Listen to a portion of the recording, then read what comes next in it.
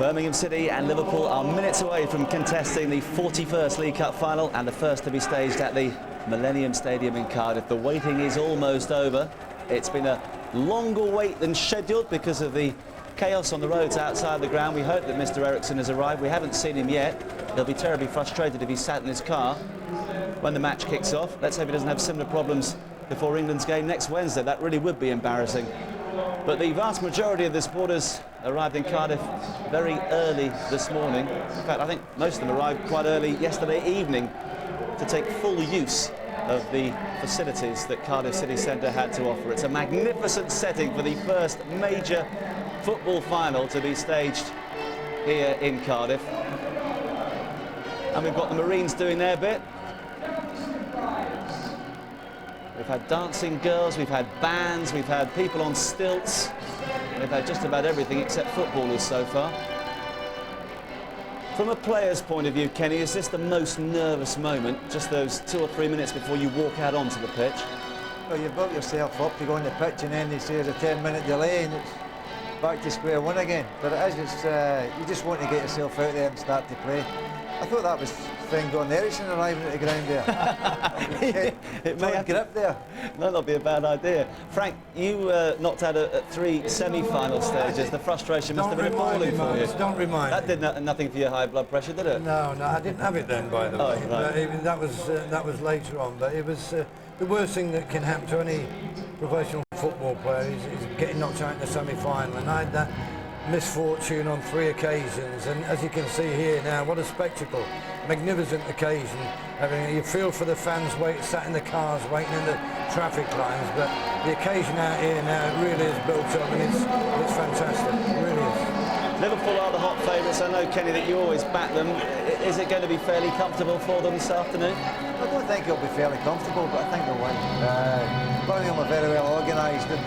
Trevor's got a good 4-4-2 system going there, and it'll be hard for Liverpool to break them down. I just hope that there's an early goal and that will really open the game up. I think Liverpool will win, but it won't be comfortable by any way of means.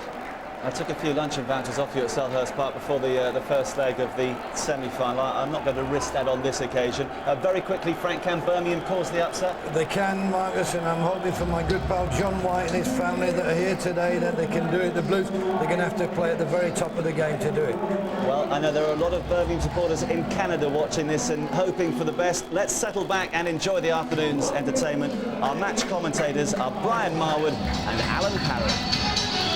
Good afternoon, everyone. On the day when one of the longest standing traditions in football is finally broken. For the past 78 years, English Cup finals have been staged at Wembley. Now it's the turn of Cardiff and a stadium that perfectly reflects its name, the New Millennium. Truly a futuristic venue that British sport can be very proud of. And of course that means the famous Wembley Tunnel is no more. In place of that long and nerve-wracking walk, the players of Birmingham and Liverpool today face a much shorter journey from dressing room to pitch. Still the familiar clatter of studs on concrete, though, and those same apprehensive looks on the faces of the players. Any player will tell you these are the worst moments. They just want to get on with it now. But first, there are formalities to observe. The slow walk across the pitch, the presentation to the guests of honour, and the national anthem. And at this point, we welcome viewers to Sky Sports Extra, a delayed kick-off here because of traffic congestion outside the Millennium Stadium, but we're almost set to go now. Outside, a capacity crowd of 72,000 are in their seats. A spectacular firework display is set to ignite when the teams finally emerge, and the party of VIPs, which hopefully includes Sven Eriksson, who was one of those trapped in the traffic jams, is standing by, handshakes at the ready. Ladies and gentlemen, the Worthington Cup Final 2001.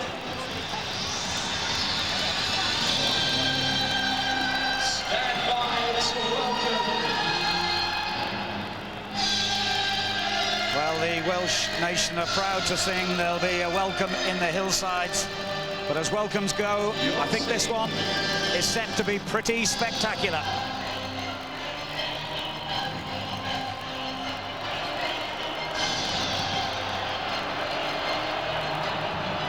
It's become a bit of a cliche that this is the fans' final, but I can tell you, with 62,000 committed supporters inside this stadium, you really do appreciate the atmosphere that only real fans can produce. Not a prawn sandwich inside today.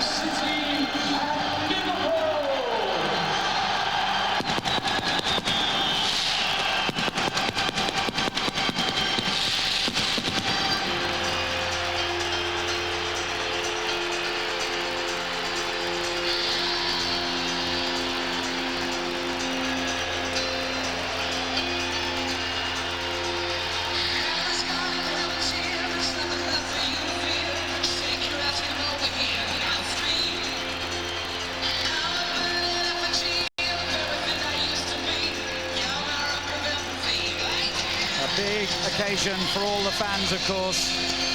Liverpool supporters, well, I guess they've seen it all before. Their club's 8th appearance in the final. It's a record for the competition. Only the name of the trophy has changed since they reached their first ever League Cup final 23 years ago. Birmingham fans, well, they're not exactly newcomers to cup finals either. Their club has been to Wembley twice in recent years. The Leyland DAF and Auto windscreens doesn't sound too glamorous, but they won them both.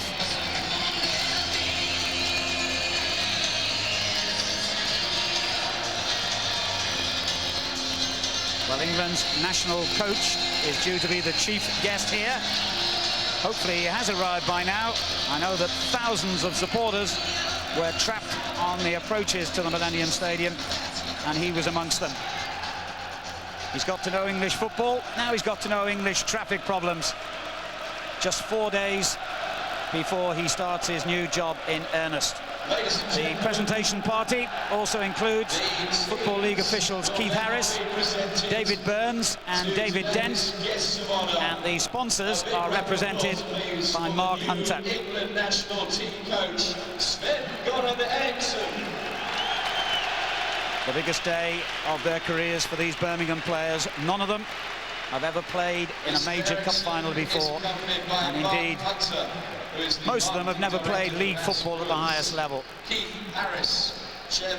contrast to Birmingham, of course, Liverpool's team packed with players who've seen it all and done it all, internationals, household names, men who've figured in World Cups and European Championships, but it doesn't stop them feeling nervous at a moment like this.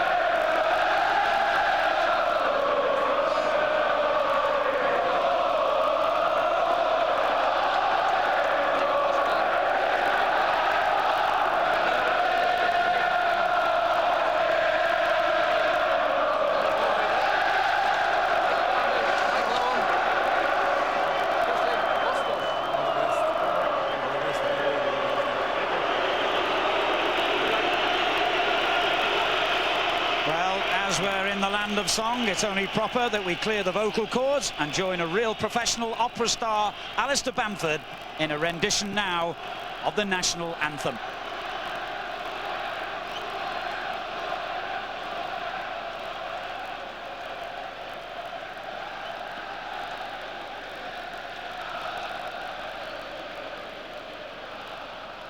Ladies and gentlemen, please stand for the national anthem, led by Alistair Bamford.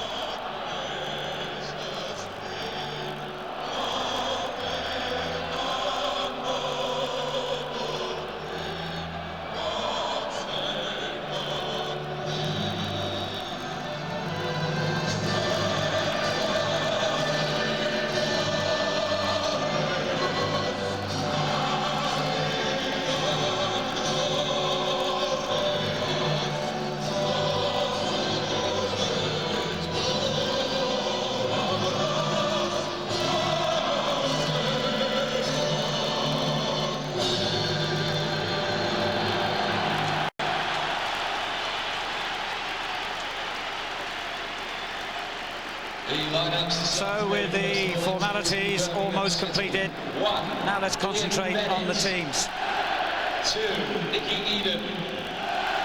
5. Let's begin with our usual check on today's lineups, starting of course with Birmingham City. Martin Granger. 7, John McCarthy. 32. A team that virtually picked itself for Trevor Francis once he was satisfied that winger John McCarthy was fit to play after his long spell out with a broken leg. The Birmingham manager really had only one decision to make: who would play at right back. Nicky Eden had been operating in midfield during McCarthy's absence, but he reverts to defence today, and Jerry Gill is the unfortunate man who drops out. Brian Marwood. Well, it's a Birmingham City side, Alan, that have won 6 of their last 7 games, so they'll come into this game with a lot of confidence behind them. Eden, Purcell, Johnson and Granger, the back 4. Eden has been probably playing more wide right in midfield rather than playing right back. McCarthy, O'Connor, Sonner and Lazaridis will be the midfield 4. Look out for Lazaridis against Babel. That'll be an interesting battle. And up front, a very forceful front 2 of Dele Adebola and Jeff Horsfield. A lot of goals there, but certainly 2 that will be putting Henshaw and Hippier under enormous amount of pressure. Today's referees, David Emery from Middlesex, and assistant referees, Kevin. Well, in contrast to Birmingham, Liverpool's team selection was more complicated. The only players ruled out by injuries, Danny Murphy and Jari Litmanen. So Gerard Houllier was spoilt for choice, really, particularly in midfield, where he's opted for the quartet of Steven Gerrard, Igor Bišćan, Didi Hamann and Vladimir Smicer. His other major dilemma was who would partner Emil Heskey in attack. Robbie Fowler gets the vote. Michael Owen is on the bench. Well, again, this Liverpool side have been in marvellous form of late, and of course Sander Westerveld, 13 clean sheets in his last 21 games. Really experienced back 4, and Jamie Carragher at left back, perhaps in the more versatile. Started life as a midfield player, but now converted into a very successful left-sided player. In midfield for Liverpool, a real boost for them. Steven Gerrard, who we think will start wide right, but I'm not sure how long he will stay in that role. Didi Hamann will be the playmaker in there, with Igor Bišćan trying to join the front 2. We make some very good runs from that area of the field, as does Vladimir Smicer. He will look to tease and get at this Birmingham City back 4. And of course, when you look at this Liverpool front 2, it's got lots of goals. And a lot of people are speculating whether this will also be the England front 2 come Wednesday night against Spain. But Heskey really is a player that has marvelled everybody in the Premier League this season. 18 goals, and Robbie Fowler back to his brilliant best.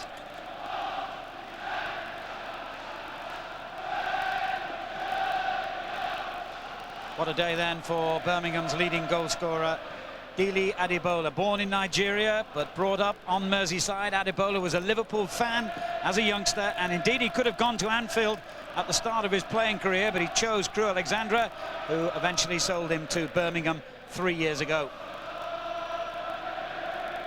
Liverpool's Emil Heskey is only 23, but remarkably this is his 4th League Cup final in the last 5 seasons. He earned 2 winners' medals with Leicester City, and of course scored a vital equalising goal against Middlesbrough in the final at Wembley 4 years ago. Robbie Fowler will captain Liverpool today, the only Liverpool player who figured in their last appearance in the League Cup final 6 years ago, and surprisingly it's the only major honour he's won in his career. Sky Digital viewers on channel 404 can watch Robbie in close-up for the first quarter of an hour here. The bonding of team spirit in the Liverpool ranks. They have come from all nationalities, from far and wide throughout Europe and indeed further afield, but they are as one, and they're all honorary Scousers today.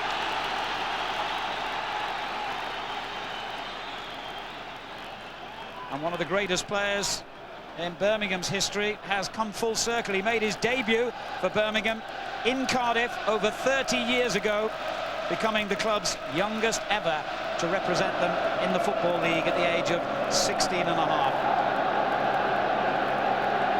The referee today is David Ellery, and some 12 minutes behind the scheduled kick-off time. Let that be a warning for anyone lucky enough to be here on May the 12th for the FA Cup final. Leave early. We will finally get underway with Liverpool all in red, getting the game in motion. Birmingham City, of course, in blue and white, and an early touch for Ian Bennett in the Birmingham goal, making his 300th appearance for the club today. He's only missed one game all season. Granger looking immediately for Horsfield, who's going to be a handful. A big physical challenge for Ansho and Upia, and laying down the rules of combat straight away. Well, I expect plenty of that, certainly from the front too, and that's where Ansho and Hippier have got to stand up to the task, because if they don't, these two will steamroller them.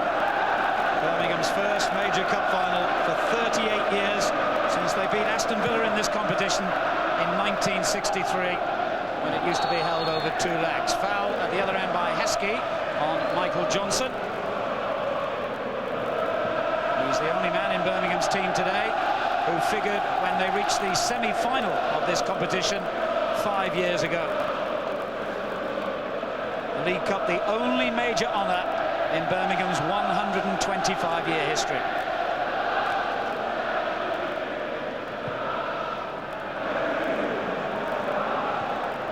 Adibola, cleared by Carragher. O'Connor, the Birmingham captain. Granger onto Lazaridis. Sona got a little nudge from Ansho. Goal kick, the verdict.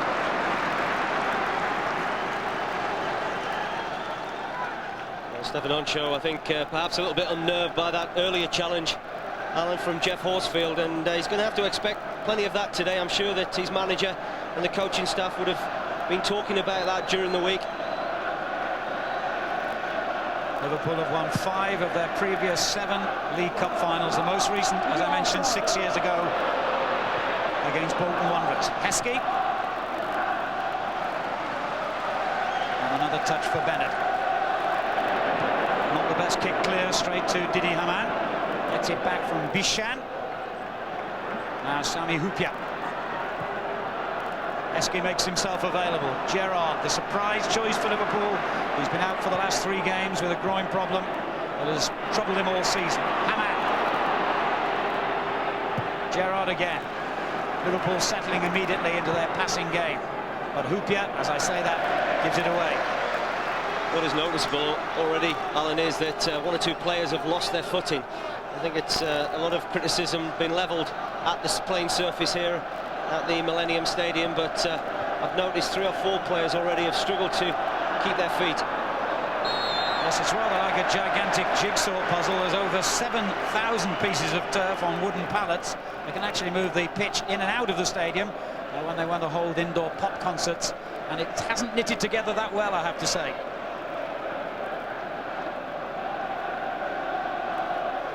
Eden's free kick, Pearce is forward, so too Adibola. Cleared by Ansho.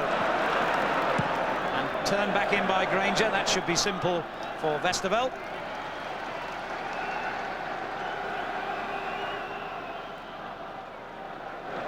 Marcus Babbel.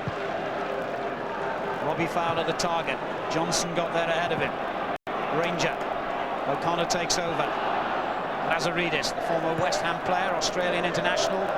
Real width in this Birmingham attack. Lazaridis on the left, McCarthy on the right, and 2 big target men in the centre. Here's one of them, Horsfield. It's a good challenge by Bishan. Heskey did well. O'Connor wins it back. Some furious midfield challenges in the opening exchanges. Lazaridis. Got the pace to trouble Babbel. It was just prevented corner by Stefan Ansho. Goal kick. Well, this will be an interesting battle between Lazaridis and Marcus Babbel, because this is the natural outlet for Birmingham City on this left-hand side. Lazaridis has got plenty of pace, but they need to get the ball to him. And I'm just wondering whether that was one of the reasons in Gerard Houllier's mind why he decided to play Steven Gerrard wide right, opposed to being a central midfield player today.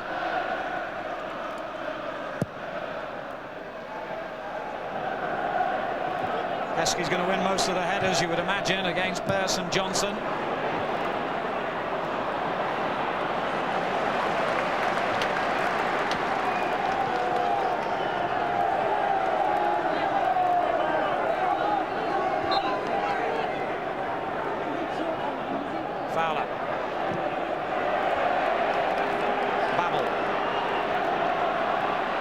Heskey advanced. This is Smitzer.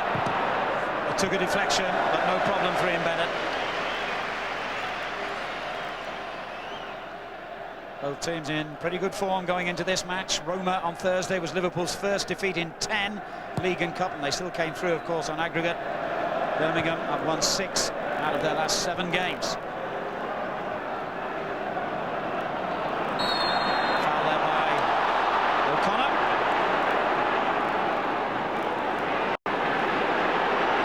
I think David Lannery had the touch of the Spanish referees because he was pointing for a free kick for Birmingham City.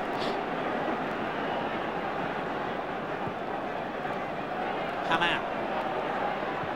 Gerrard. Closed down quickly by Lazaridis. Sonner. Granger. Courageous, coming inside the challenge from Gerrard. And he did well. Sonner takes over. Mickey Eden. McCarthy. Strong challenge by Carragher, one of the 5 Liverpool players in the England squad for the international on Wednesday.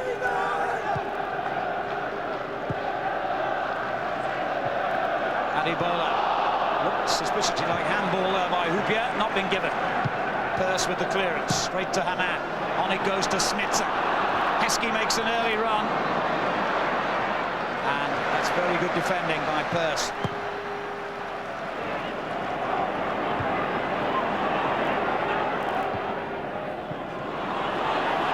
Lazaridis.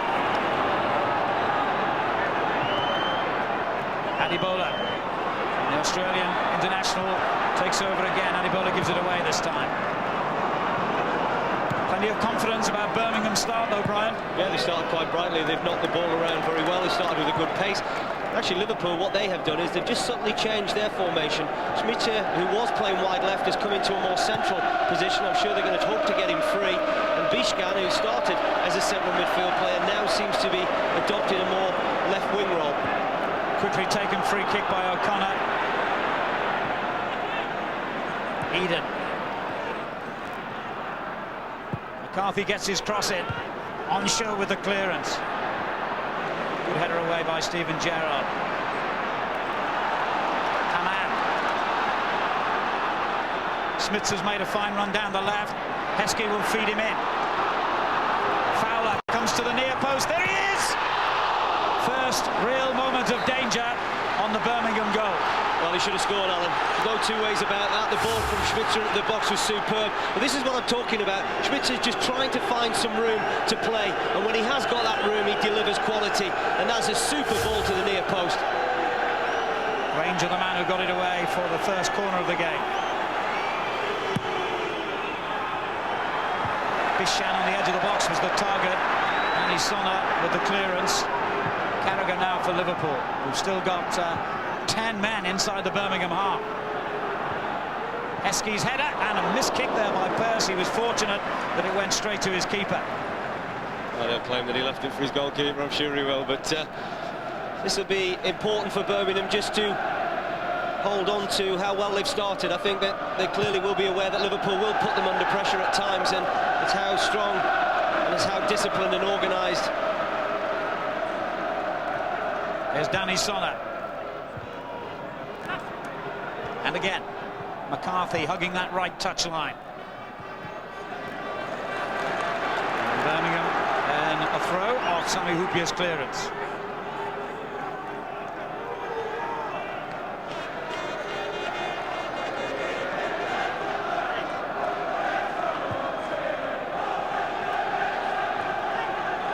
Both Adibola and Horsfield well placed here. The whistle goes in Liverpool's favour, but that's already proving a fascinating battle. Well, that's a couple of occasions now. Stefan Onshaw has found himself up against Jeff Horsfield, and Horsfield is so strong. I mean, that is his game. You know, he really does back into defenders very well indeed, but the referee was perfectly positioned to give a free kick and advantage for Liverpool.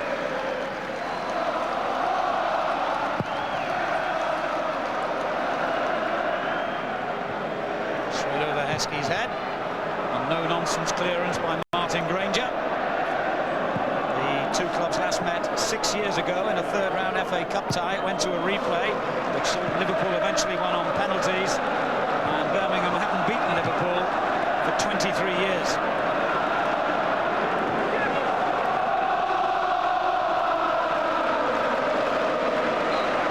Trevor Francis, I would think, quite satisfied with the opening 10 minutes for his team. I think that's always an opening period for any side, and clearly he would have expected Liverpool to come into this game favourites. And with his Birmingham side, I've seen them a number of times now, and they are very well organised, extremely disciplined.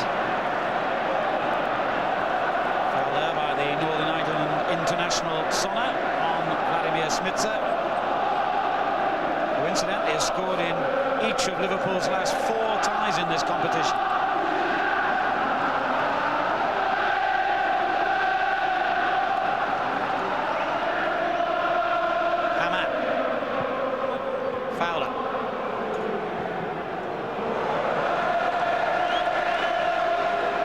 Difficult ball from Robbie Fowler, but just interesting really in the little change that Liverpool have made with that role of Schmitzer.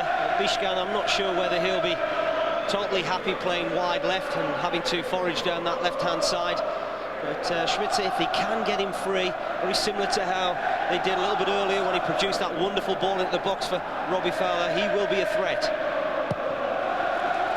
I must say, it's a terrific atmosphere here. The fans are a lot closer to the pitch than they were at the old Wembley Stadium.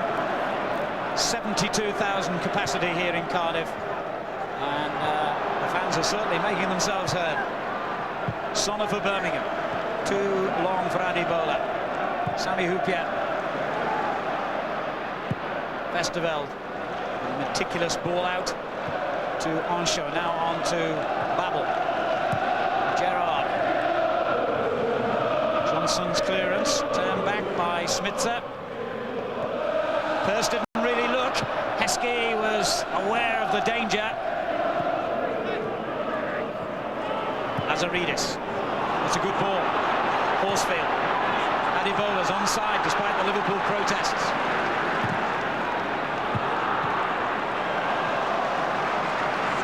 Going back to also that formation that Liverpool now have decided to play, is that it doesn't really offer them natural width. And I think Bishkan and Steven Gerrard are not natural wide players, and because of that Liverpool are struggling just to open up the game.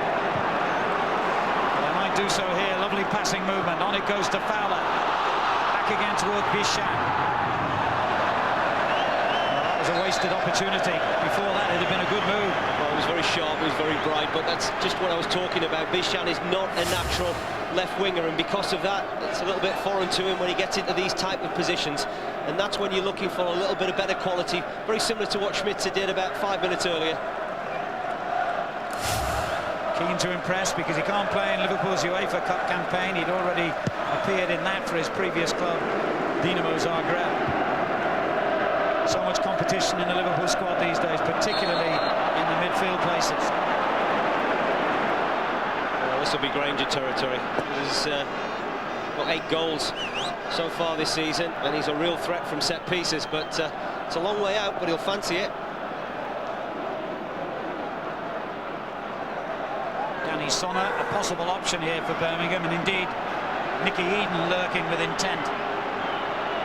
But Granger is a player with a very powerful left foot shot.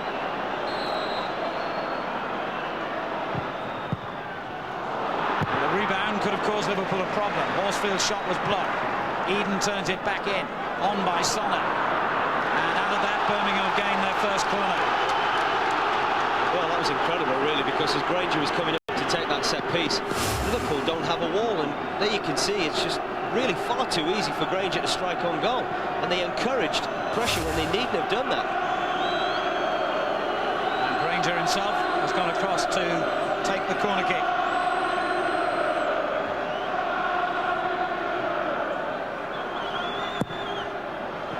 Difficult one. Westerveld opting to punch clear. It's come back out to Lazaridis. Heskey was there to get it away, and Gerrard did really well. They could hit Birmingham on the break here, Liverpool. Smitsa taking it on. Gerrard is offside as he went down under the challenge from O'Connor. The first really controversial moment. Had the offside flag not been raised then, O'Connor could have found himself in trouble. Well, very much so, and I do think that the referee's assistant is absolutely spot on. It's a wonderful break from Liverpool. Birmingham were attacking one moment. There you can see the forceful run from Steven Gerrard, and it was close, but the referee's assistant, he went very quickly up with his flag, and there you can see just a little tap on the ankles. O'Connor was the last defender, and he certainly would have got his marching orders if that had allowed to have gone on.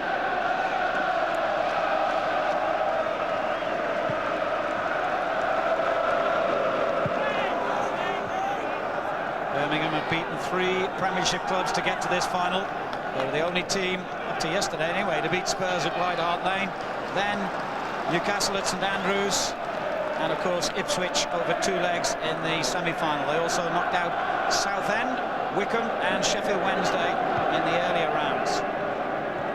It's been a terrific effort by them to get to a final, but players will tell you none of that nonsense about just enjoy the occasion. They're here to win. O'Connor. Eden. Good ball for McCarthy, just couldn't control it. Hamann. Heskey chases with Johnson. Needs a bit of help here, Emil Heskey. He's done well to earn the throw. Jeff Horsfield will be the subject of Player Cam on Sky Digital Channel 404 for the next quarter of an hour.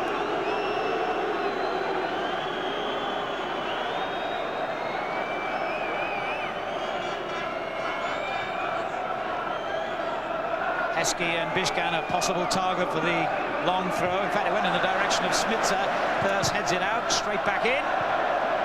But the effort by Sami Hupia well off target. Well, we talk about crucial decisions made by referees' assistants, and this certainly was a crucial, because as we freeze that and as that ball's played, I thought initially he was offside, but you can see there as that ball was played and Gerrard is going to make that forward run, he clearly is onside. That's the last defender. The ball's played through. Crucial decision. Well, the consequences could have been really serious for Birmingham. Either way you look at it, Gerrard might have gone on to have a shot on goal. As it happens, he was brought down, and O'Connor, in that situation, might have been a candidate for a red card. So that was a very important flag. Hamann finds Babel.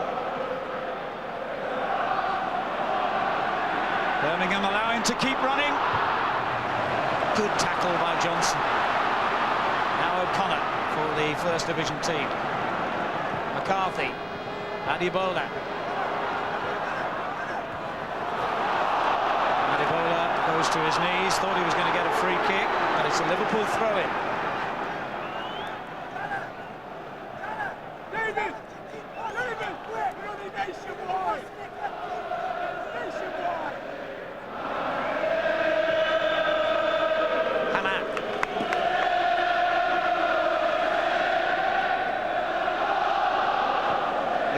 Taking the goal where most of Birmingham fans are gathered in this first half. Babel. Fowler on the far post. Headed away by McCarthy. Bishkan might be able to use that long throw in to good effect again here. And on this occasion, he's going to leave it. Jamie Carragher will take it instead, and he can get some distance on these throws too.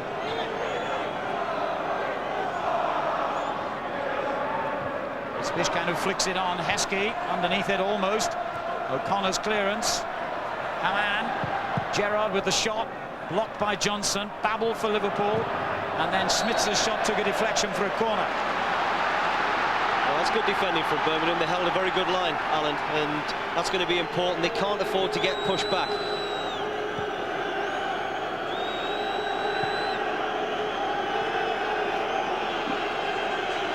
Hupia making his way forward. Just the third corner of the game. Almost 20 minutes gone.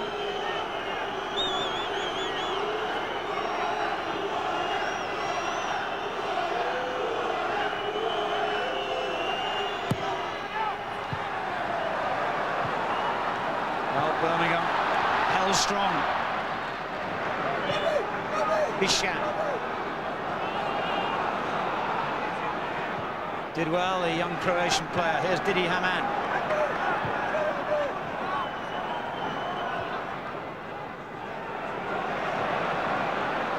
Now Birmingham can break here with the pacey Lazaridis. Adibola.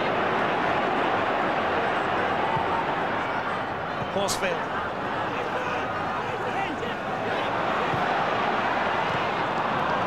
Very calm play by Hamann. Bishan. Actually trying to turn it into Smith's back. Sorry, Al, I just think that Liverpool, the way they're playing at the moment, it's very, very congested in that central midfield area. They've really no natural width, and because of that, they're just suffering. Yet another physical challenge. This time Onsho and Upia, the referee waves play on.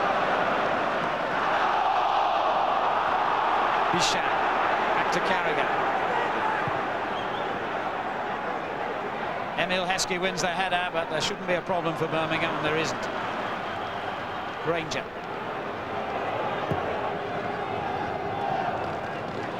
Horsfield.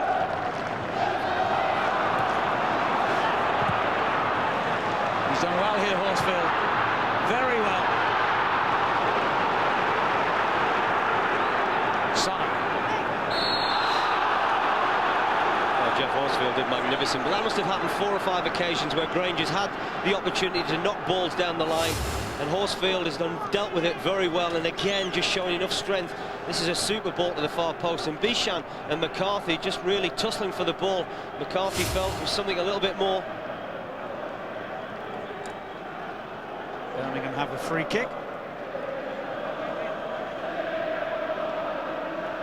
It'll be taken by Martin Granger.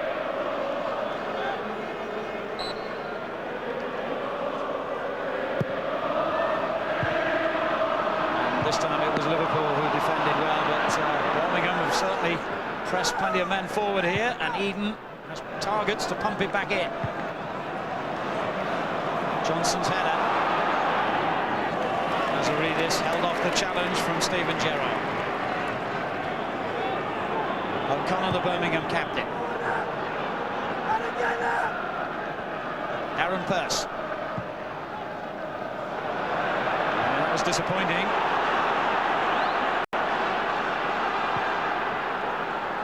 Upia looks for Smitzer. Eden closing him down quickly. Now Carragher for Liverpool. O'Connor has it back. Lazaridis has come in from that left touchline and wins a free kick. Obstruction by Marcus Babel. He had nowhere to go really, did he, Stan Lazaridis, and it was an unnecessary challenge from Marcus Babel. But Liverpool are just struggling to get their game together. They don't seem to feel particularly comfortable, whether that's with the system or the personnel within that system. This is Horsfield. Babel stood his ground.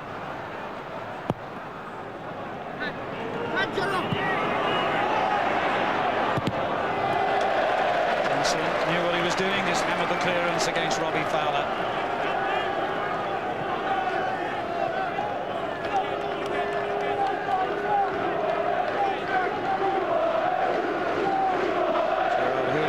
Inside of the first trophy as Liverpool's manager. This is his 3rd season in charge, still in the FA Cup quarter-finals, of course. They played Tranmere in that, Porto in the UEFA version.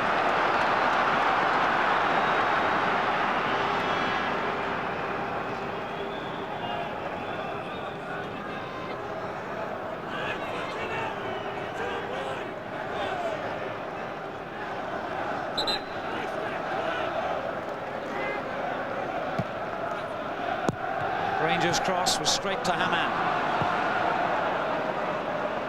Heskey. Carragher. Bishan.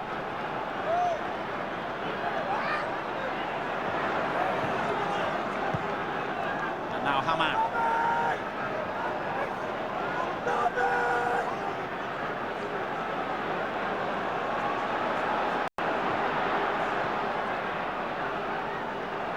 Robbie Fowler, the Liverpool captain. Birmingham have got every man back behind the ball, forcing Liverpool to play it sideways in midfield. And now at the back.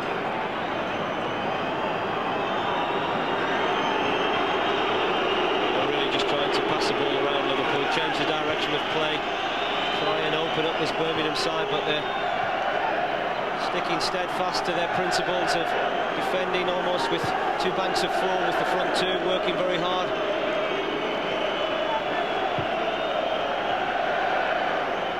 Pity we didn't start counting the passes in this Liverpool movement.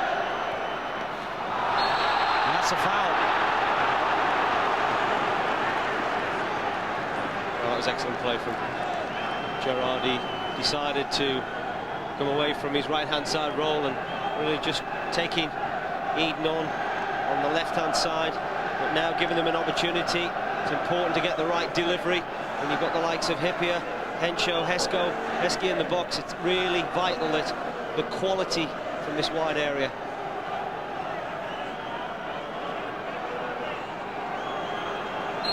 Smith will take it, a posse of players near the penalty spot.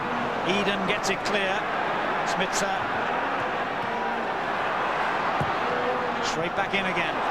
Horsfield, not the easiest ball to control, it reared up at him. Lazaridis takes Birmingham on the counter-attack. He needs help. Or does he? Still going strong. McCarthy on the other side. And it came off Carragher for a Birmingham City throw. Birmingham did really well, just working it back down towards the Liverpool defensive third.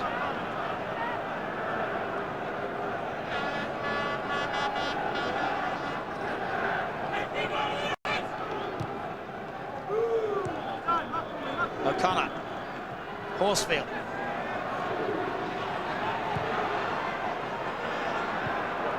Now on to Granger, Lazaridis to his left.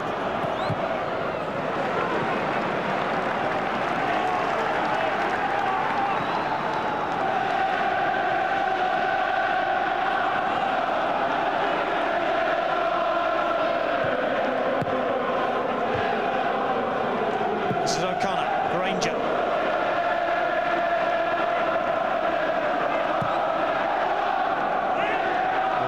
That took it into the path of McCarthy, and now Adibola. I think Liverpool feel they should have had a free kick in the build-up to this Birmingham attack, but the First Division team have a throw instead.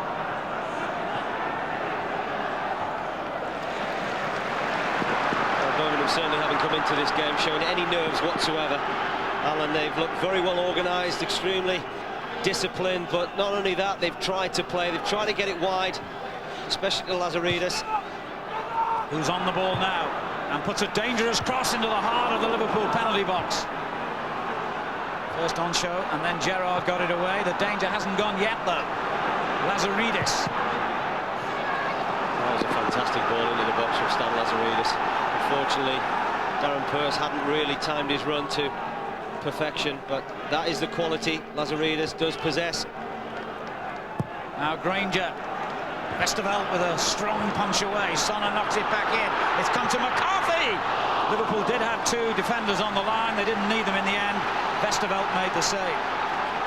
Well, that really is a good opportunity.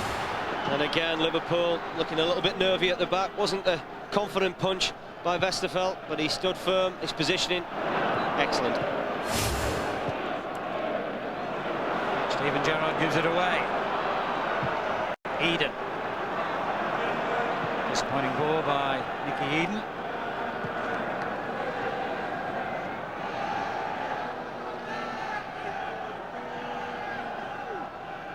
Birmingham, the 15th club in the history of this competition from outside the top division who've reached the final, and only 5 of them have ever gone on to win the competition, as Fowler produces an absolutely magnificent goal to give the Premiership club the lead. What a finish by Robbie Fowler. He really turned back the clock with that goal. Well, if anybody had any doubts about Robbie Fowler's fitness and sharpness, just have a little look at this. This really was top draw finishing, and it's Route 1. The ball from Westerveld, Emil Heskey, so powerful, and Fowler just reads the run, reads the touch. He's aware of the goalkeeper's positioning. Bennett is a long way off his line, but doesn't he catch that as sweet as you possibly can get? And that is a magnificent strike for a player perfectly in form. Fowler's 6th goal in the competition this season. Liverpool have the breakthrough.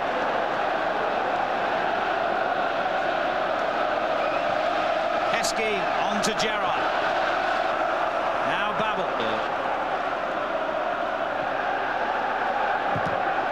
Blocked by Granger. A real test of Birmingham's character as well as ability now. 1 down to one of the top teams in the Premiership as Fowler hits another shot. Well blocked this time by Darren Pearce. Here's Bishkan. Hammam. Stefan Onsho.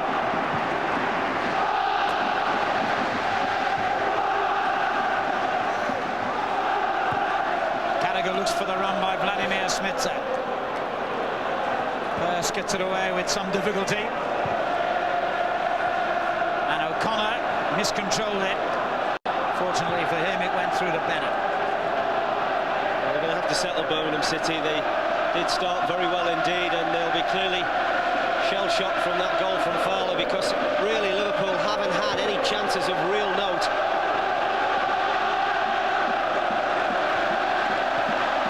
And wins it back. Heskey's offside.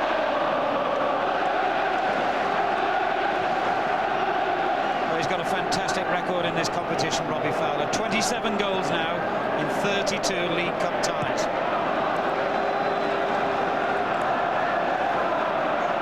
O'Connor wins it back. Adibola. Sonna. Lazaridis. Straight into Vestervel's hands, and then he was nudged over by McCarthy.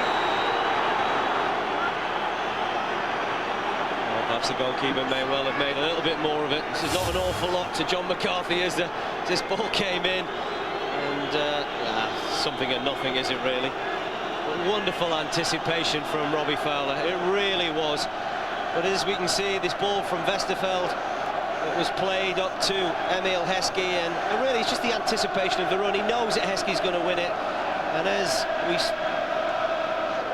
strikes the ball from distance there, you've got to potentially question the goalkeeper's position on that, but you wouldn't really have expected Fowler to unleash what was an absolute pearler. Well, it's the Mersey sound that's rolling around the Millennium Stadium at the moment.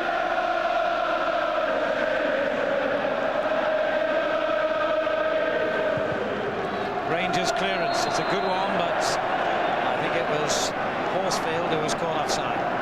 Emil Heskey is the subject of our player camp on Sky Digital channel 404 for the remainder of the first half.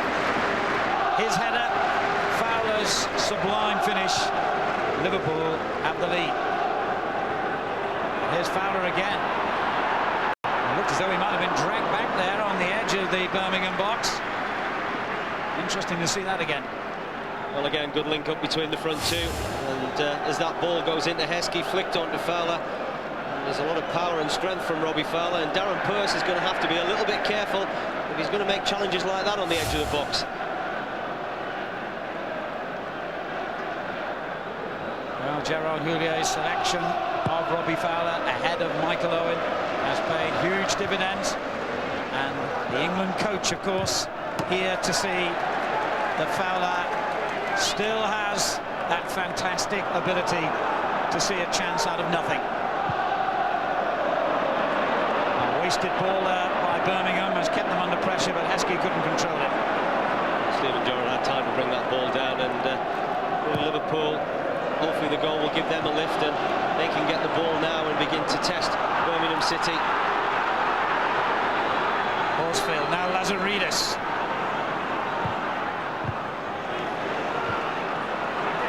Those two combine again. And that's a corner. Well, he's a threat for Birmingham on this left-hand side. If they can get the ball to him, he's already shown in this opening 34-35 minutes that he's capable of causing problems. I'm sure Horsfield and our pitcher and Adibola will welcome that type of service.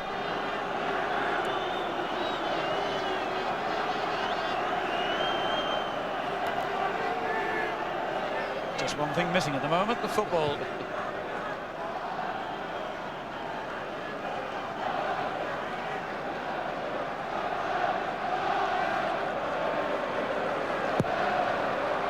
Festival had to come and claim that one. He got a little bit lucky, the Liverpool keeper, but he got the ball. Again, not overly confident, but still keeping a clean sheet, and that's something that they've done very well of late.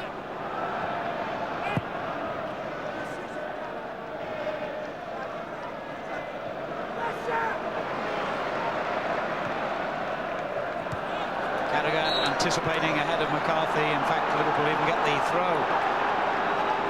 They've beat Chelsea, Stoke, Fulham and Crystal Palace in the semi-final in the League Cup this season. Liverpool have now scored 20 goals in 6 ties and conceded only 3.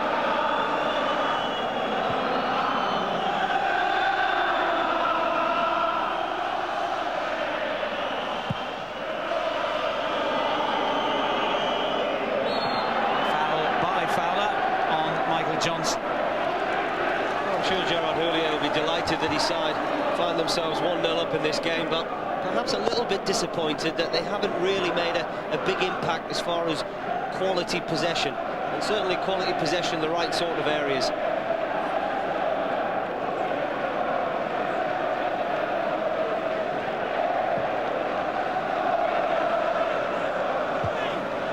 Battle winning it ahead of Horsfield.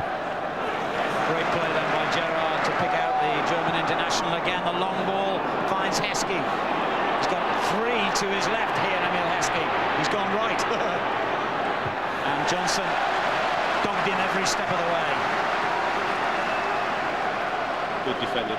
Really was good defending from Johnson. Very careful to watch the ball and make sure that he didn't commit an unnecessary foul.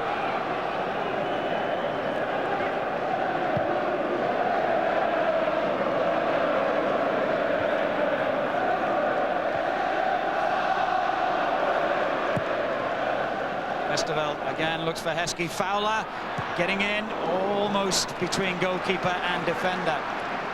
Well, again, it's wonderful anticipation from Robbie Fowler. He can see that the ball is going to go over the head of Emil Heskey, reading the situation better than some of the Birmingham defenders. Fowler on the ball again. Lazaridis wins it back.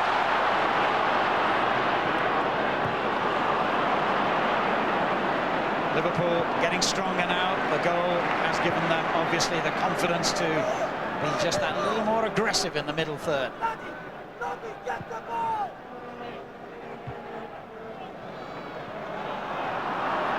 Aman. Hupia. Straight to Lazaridis, though. Now Granger for Birmingham, who trail 1-0 here. Lazaridis.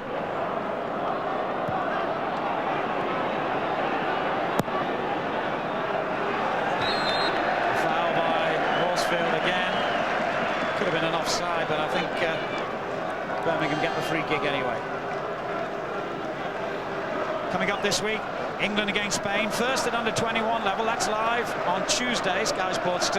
Then the senior international, Ericsson's Bow, of course, as coach the following night. Again, Sky Sports 2 and Sky Sports Extra. We begin at 7. And the Republic of Ireland against Denmark is on Sky Sports 1, also on Wednesday evening. McCarthy, good ball. Adibola's header was misdirected. Bishan for Liverpool. Lovely return ball by Robbie Fowler. Heskey in the box, but the cross onto the top of the net. Goal kick. Again, Bishan doing good work down the left-hand side. He's had to do a job for the team. Gerard Houllier feels that at the moment that's his best position, more threatening position. It's not a comfortable position, I don't think.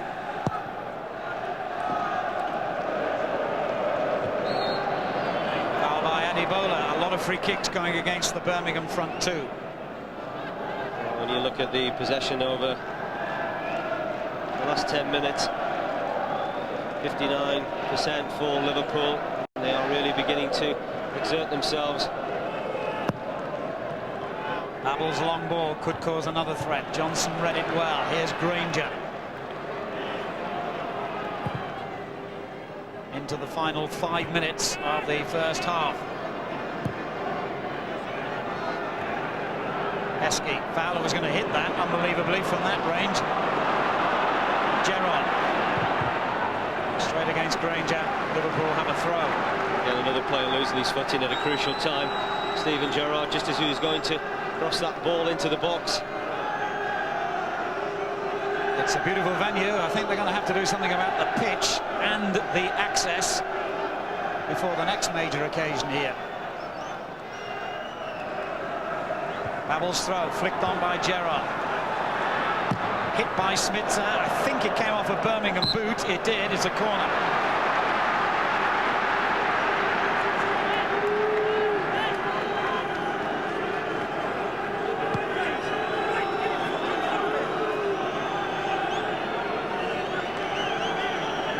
Critical for Birmingham. They concentrate hard now to concede a second goal before half-time. Would give them a long way to climb back into this tie. McCarthy. This is Lazaridis. Brushed aside. The referee saw nothing wrong with Smitzer's challenge, though. The Birmingham fans certainly did. Complaining loudly. And they feel justice has been done as their team has it back. Horsfield. Did well. Eden. Horsfield. And now he gets a free kick in his favour. It's great strength from Jeff Horsfield. Talked about his power earlier in the game, but Birmingham will be hoping to get him into the box and provide that type of power in the danger area. Lazaridis. Oh, it was almost a clever little flick to Danny Sonner. It was well read, though, by Houpier. Birmingham have done enough in this half to suggest that there's plenty of life left in this final yet for Trevor Francis's team. Yeah, I think Trevor will be nearly delighted. I'm saying nearly because they find themselves 1-0 down, but they've given a good account of themselves. They're very well organised, and they haven't caved in after that Liverpool goal, but they just really have got to carry a little bit more of a threat. And I do believe Lazaridis is the player. If they can get him on the ball on that left-hand side, he could trouble Marcus Babel.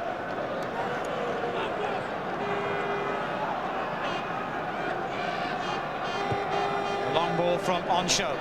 Heskey gets up well. Smitzer! But a lot of the Liverpool fans at the other end of the stadium thought that had gone in. It probably should have done. Well, it was very similar to the first goal, but this time it was Schmitzer that was the anticipation of Heskey, and it's a wonderful touch from Emil Heskey. Again, it's route one, but as this ball goes in from Heskey, defenders have got to be a little bit more aware of the runners. That's an excellent chance. It really is. He ought to have finished that, and you would have expected him to finish it, certainly with the form that he's been in at the moment. Could that be a crucial let-off for Birmingham, I wonder?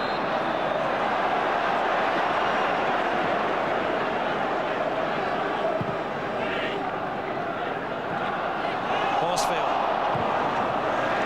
Ironic that for all Liverpool's good passing football, the two best chances of the game, one of which led to a goal, one of which might have done just then, both have come from a long ball and a Heskey header.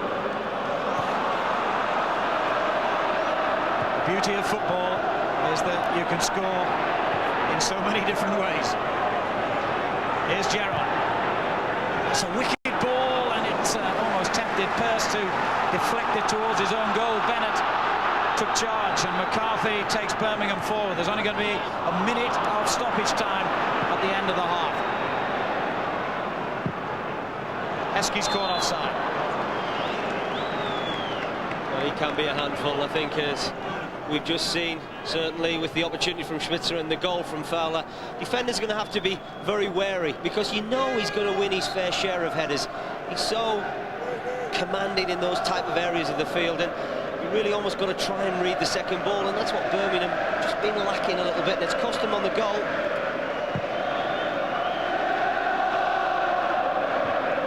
Good clearance by Houpier, under real pressure with Adebola up against him. Here's Bichat.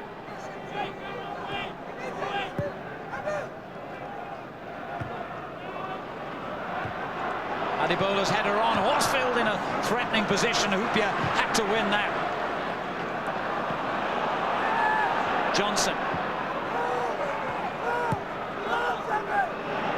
Pearce. This is likely to be Birmingham's final attack of the half. Can they make it count? Lazaridis.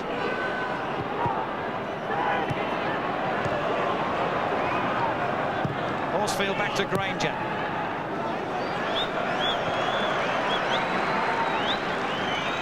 Well, they certainly need to provide better quality than that, but one of the disappointing factors I think from Birmingham's performance has been Dele Adebola. 11 goals this season, and we talked about the threat that he could be, but really is Horsfield that is carrying the fight at the moment.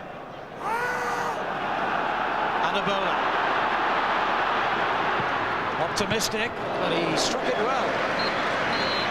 Well, that's better. We're just really talking about how ineffectual he has been. Robbie Fowler achieved the breakthrough for Liverpool. And as we reach half-time, a look again at the goal that separates the sides. One long kick from the keeper, one header down, one brilliant piece of finishing, and it's advantage Liverpool after 45 minutes here in Cardiff's Millennium Stadium. Plenty left in this cup final, though. At half-time here, it's Birmingham City 0, Liverpool 1. Point of view at the moment. Let's see if they can turn it around in the second half. It's back to Brian Marwood and Alan Parry. Thanks, Marcus. Liverpool have a very good record against Birmingham, unbeaten in their last 17 meetings, and on the 2 previous times they've played them in this competition, Liverpool have gone on to win the trophy. Andrew Johnson, who's only 19, is the half-time replacement for Dele Adebola. He scored in the semi-final against Ipswich and has 3 goals in this season's Worthington Cup competition. Stan Lazaridis, the subject of our player camp for Sky Digital viewers on channel 404 for the first quarter of an hour of the second half. A different sort of attacking option now for Birmingham City. They started with 2 big men in Adebola and Horsfield. Now Horsfield still out there, but the quick, sharp Johnson, his new partner.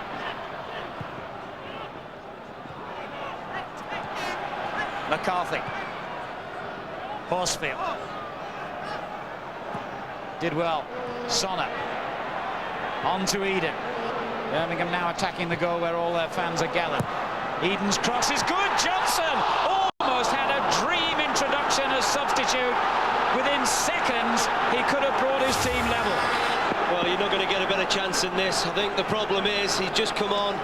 He really has gilt-edged opportunity at that near post. It's well worked. It's a wonderful ball in from Nicky Eden, and really he's just looking for any sort of contact, and it's certainly not the right contact that he ends up getting.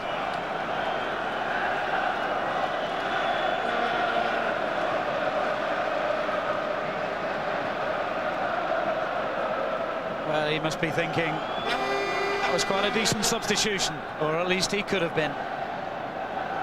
As everything in this wonderful game is all so marginal. If he'd have got there a second earlier, or been a foot in front of the defender, he could have been celebrating a goal.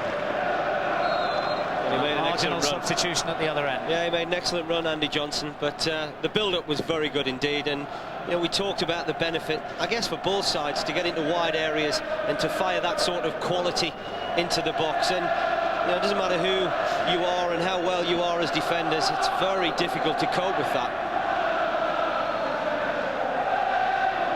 A let-off for Liverpool then early in the second half. Heskey with another great climb, couldn't find Fowler this time. The clearance by Pearce. Sami Houpier there for Liverpool. Now Fowler, the Liverpool goal scorer, his 10th of the season, incidentally. Eden's clearance. Hamann. Crowd warned him that Sonner was closing him down. He found Gerrard on the right, who's got Babel in support. And just about gets it back to the German international. Here's Heskey. Babel. Birmingham biting into the tackle. They've started in determined fashion in this second half. Sonner dispossessed. Bishan takes it forward now for the Premiership team. Fowler back to Carragher, two of the Liverpool-born players, of course, in this team. And there's another, Steven Gerrard. Emil Heskey on the ball. Schmitzer. Hamann. Babel. Gerrard takes over. The return ball was a beauty to Babel. Fowler! Good block by Pearce. Goal chances at both ends of the field in the opening 3 minutes or so of the second half. Well, it's wonderful football from Liverpool. Marvellous possession. Really did carve Birmingham City open. And a final that's been interesting rather than exciting has come to life. Rangers clearance. Well, it's a wonderful combination really on that right-hand side for Liverpool. And it's again one of the few times that Marcus Babel has managed to get into a forward area. Here's Heskey. Fowler well placed as ever inside the penalty area. Pearce with the clearance. Lazaridis vaulted over the challenge from Schmitzer, but couldn't get round the second one from Babel. Seems to have really opened up the game. Schmitzer. Heskey just hit him on the heel.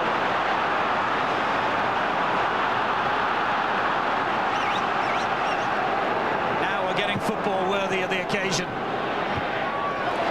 Well, Birmingham have clearly come out to play now, and what it has done, it's opened the game up and it's allowed Liverpool more space to operate in, certainly for the likes of Schmitzer. Here's Eden. Hamann's interception. The clearance was short from Carragher, straight to Nicky Eden. Horsfield does well. He's not just a big battering ram of a centre forward, is he? No, he has done well, but the problem, I think, is he's done it in the wrong areas. They need to have him in the box. I think Frank and Kenny both talked about it at half-time. McCarthy trying to make life difficult for Igor Bishan. He's had 10 months out with his second broken leg in quick succession. Desperately unlucky player, the Northern Ireland international John McCarthy.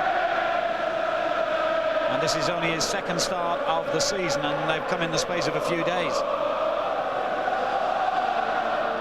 Birmingham's main objective, of course, promotion, bidding to return to the top division for the first time in 15 years. It's their longest spell outside the top flight in the club's history. Here is McCarthy. Sonner takes over. Eden. Yanni Sonner again. Carragher concedes the throw. And Johnson gets it back. And that's a corner. Oh, that's bright play from Birmingham City. McCarthy taking the throw in very quickly. And that's the sort of pace that Johnson has. He can get in and about the defenders. It's a different threat now since the removal of Adebola. They'll miss Adebola's presence in the penalty area. However, Pearce and Horsfield, two likely targets here. Johnson coming in behind them as well on the far post, and it almost reached him in the scramble for possession, in which referee Ellery saw an infringement. Free kick, Liverpool. Well, again, that's unnecessary from Birmingham City's point of view, because when you've got the delivery, the quality of delivery that Martin Granger can possess from either free kicks or corners, make sure that really you're not trying to push anybody out of the way, because when it's fired into the box like that, it's difficult to defend against. Fowler with a lovely touch. Heskey. Gerrard keeps it in play, and Fowler alive to the threat. Johnson made a risky challenge. Back again to Robbie Fowler. That was absolutely absolutely instinctive striking of the highest quality. Tell you what, I'll worry about the first touch there, because that ball was fired back into the box by Stevie Gerrard. Just look at that touch. He cushions it, he takes the pace off it and sets himself up for a very difficult strike on goal, because it is of an acute angle. But he's turned on an all-round excellent performance in front of the New England coach today, Robbie Fowler. It might just nudge Sven-Göran Eriksson's elbow sufficiently to include him in the starting lineup on Wednesday. We shall see. Steven Gerrard, I mentioned in the first half, has had this groin problem which has persisted all season and has kept him out for the 3 games leading up to this final, and I gather he's made an indication to the bench that he's feeling that groin injury again and might have to come off. He hasn't really looked right all day. No, I think you're right, Alan. I think the problem is the type of pitch that we have here today is not helpful, especially if you do have those groin problems. But in Nicky Barmby, you know, really they have the ideal replacement. He has also shown a good form this season. Well, it was always going to be a bit of a risk on Gerard Houlier's part, but he feels, and understandably so, that Gerard's the kind of player worth taking risks over. As Johnson is dispossessed here, battles well to win it back, and indeed earns a free kick, fouled by Babel. He's made an immediate difference, the teenager. Well, yeah, and I think you're bound to when you've got that sort of pace and commitment to take people on, really. But it's Haman that gets his side into trouble. He deliberates far too long on the ball, allows Johnson to nip in.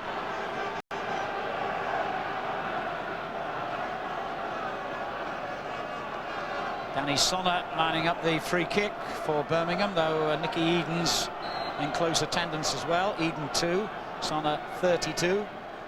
It's Eden who takes it, and Westerveld, well, he will feel that was his ball. Houpier decided to head it away, and that's the golden rule of defending. Get shot first, and then argue with the goalkeeper later.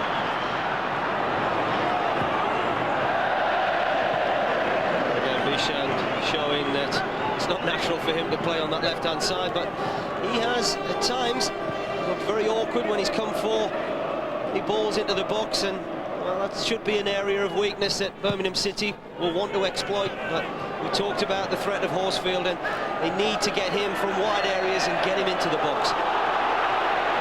The first confrontation of the game, Sonner and Bichand involved. We haven't seen a yellow card as yet. Hopefully Mr. Ellery will just quietly sort this out, but I think really it was the reaction from Danny Sonner that seemed to really spark the situation, and I'm sure whether David Ellery had a particularly clear view and consulting with his assistant. Danny Sonner just pointing to his face there. He feels there is the left arm that goes up. He felt that that was dangerous play. Perhaps he had a point. Not sure whether Danny Sonner speaks Croatian too well, but I think he got his views across, as did Mr. Ellery, who lectured both players but didn't produce a card. Heskey's header on, and then Hurst takes a tumble under the challenge from Fowler. Goal kick. Bright start to the half, though. Yeah, I expected it. I thought that Trevor Francis would have been absolutely delighted with his side's first half display. I think that he just wanted to carry that extra threat, and he clearly felt the reasons for making that substitution. And well, what an opportunity that was for young Andrew Johnson so early in the second half. And that perhaps was the problem, because he hadn't got into the game. Haman wins it back for Liverpool. On show. Still no sign of that Liverpool substitution.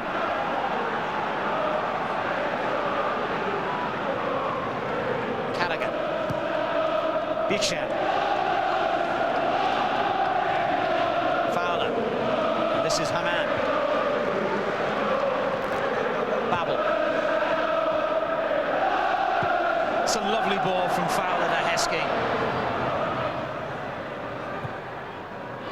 Didi Haman. Carragher. Bichand. Wonderful move this by Liverpool. Smitsa. Heskey! Well, there must have been, I don't know, a dozen, 15 passes involved. Well, that's superb build-up play, but really Birmingham City get it all wrong at the back. The player's trying to play offside, and he clearly wasn't. And there's that run from Schmitzer. I think Michael Johnson is the culprit because he thinks he's going to catch Schmitzer offside. He doesn't. It's a wonderful ball into the path. There you can see he's clearly onside. Darren Purse plays everybody onside, and Heskey, well, gilt-edged chance. One thing they don't seem to have quite got right at the Millennium Stadium is a ball boy or two to retrieve the football when it goes out of play, and another long wait before Schmitzer can take the corner.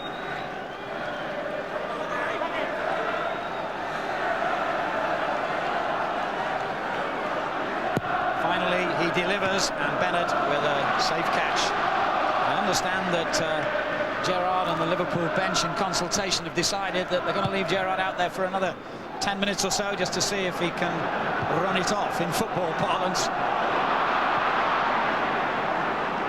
Well, it must be hugely disappointing for the player himself to be constantly dogged by this groin problem.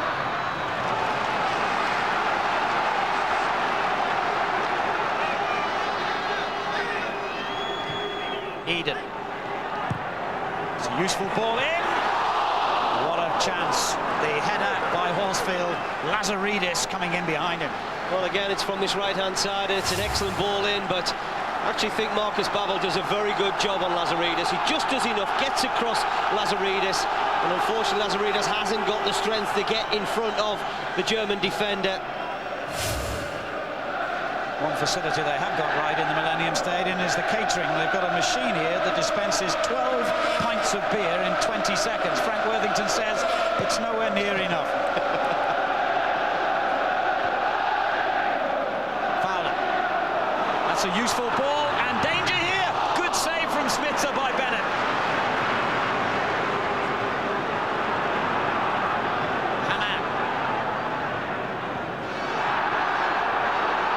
Stayed in play, despite the protests from the Birmingham fans. I don't know how they saw that at the other end. Well, Robbie Fowler's shown an unbelievable sharpness and awareness all through the afternoon. And again, it's that little flick from Heskey, but that's a superb ball. Just played in behind Darren Purse. Purse had to be careful because he could quite easily have given away a penalty, and Schmitzer had that opportunity in the first half, has another good one in the second half, but full credit to the goalkeeper.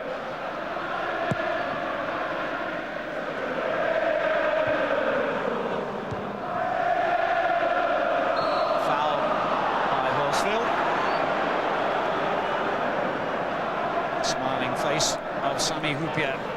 What a difference he's made to Liverpool's defensive record. And the combination of him and Stefan Onsho has been very special indeed. Steven Gerrard, if he lasts another 15 minutes, will be followed by our player camp on Sky Digital Channel 404. Don't think we'll follow him back to the dressing room if that's where he ends up. O'Connor wins it back for Birmingham, who've done pretty well in the second half. Pretty well throughout the game, in fact. An hour gone.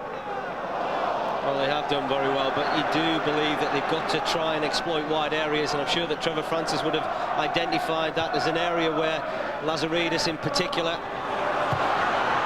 Who gets the cross in? Vesterveld seemed to misjudge it as the ball swerved towards the crossbar. Carragher on hand to clear.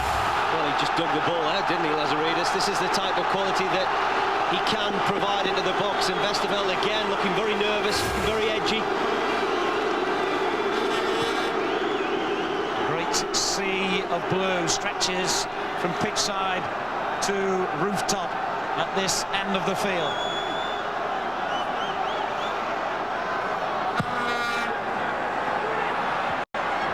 Heskey got it away. Lazaridis there to turn it back in and win another corner. The Birmingham fans and players convinced that they can get back into this game.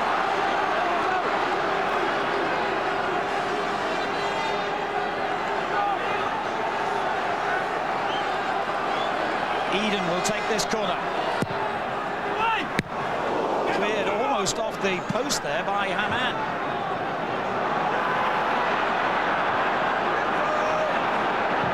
McCarthy pumps it back in. Liverpool under a bit of pressure here. Purse still forward and wins a free kick. The challenge by Hamann. What a a good position this is for Birmingham City and presumably Martin Granger. Well, this certainly is Granger territory, and Darren Purse there, it's the slightest of touches, but the referee was perfectly positioned, and really with this type of position you can almost go either side. He elected not to have a wall in the first half, but you can bet your bottom dollar Westerveld isn't going to make the same mistake again.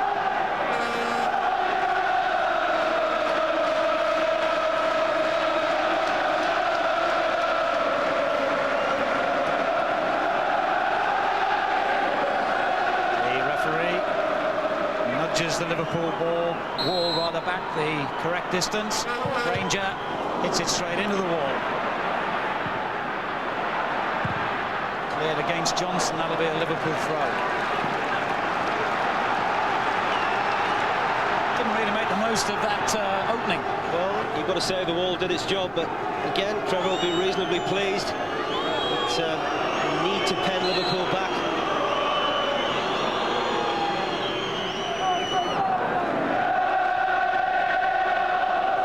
It's a good ball for Smitzer. He's got the pace to keep going here, brought down by a combination of Lazaridis and O'Connor.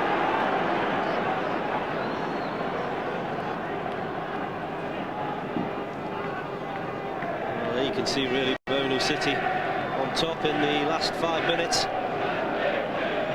Liverpool will want to do something about that. They've got to maintain good possession and get the ball into Heskey and Fowler, because they have been a constant threat. Hoopier, glorious ball. Bishan got round the challenge from McCarthy. Now he faces Eden. Babel. Gerrard seemingly recovered. In it goes towards Heskey. Bennett had to be decisive then. Hamann tried to knock it back in. Fowler's there! Well, what a ball that is from Hamann. And the goalkeeper there, looking very edgy indeed, but this is absolutely superb. He came well for that one, but as this ball is knocked back in, Fowler is clearly onside, and he's just got to get a touch on this, Alan. That's all it's going to take to knock it past the goalkeeper. Liverpool bidding to win this competition for what would be a record 6th time. They've already today created a record for the competition. This is their 8th League Cup final.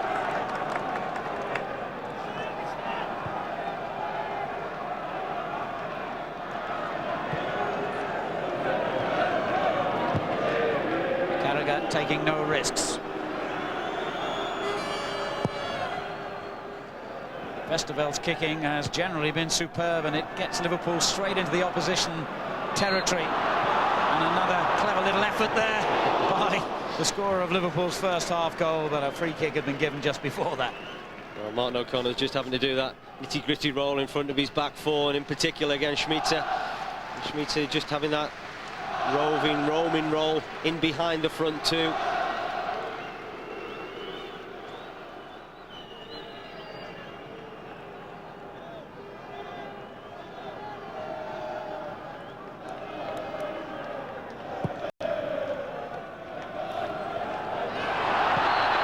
Suspiciously like a foul by Bishan on Purse. The referees let play go on.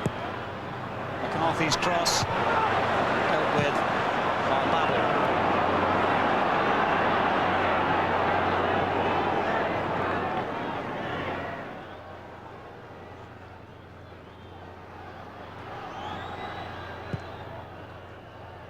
It's a useful kick. Horsfield cleared by Onshow.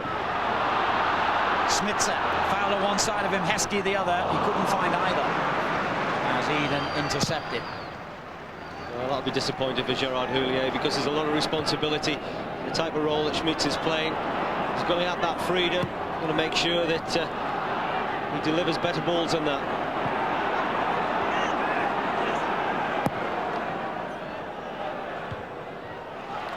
I'm sure it'll be no consolation to Birmingham if they lose, but they can be proud of the way their team has performed today.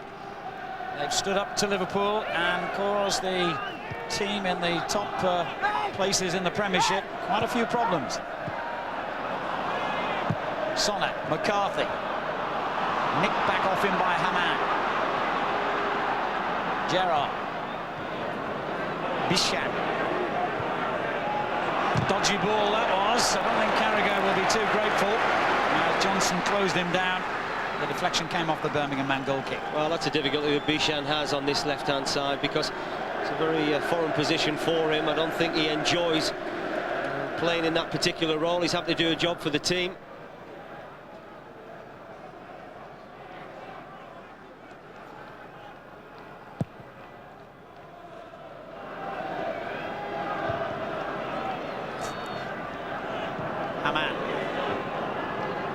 Gerrard miscontrolled it.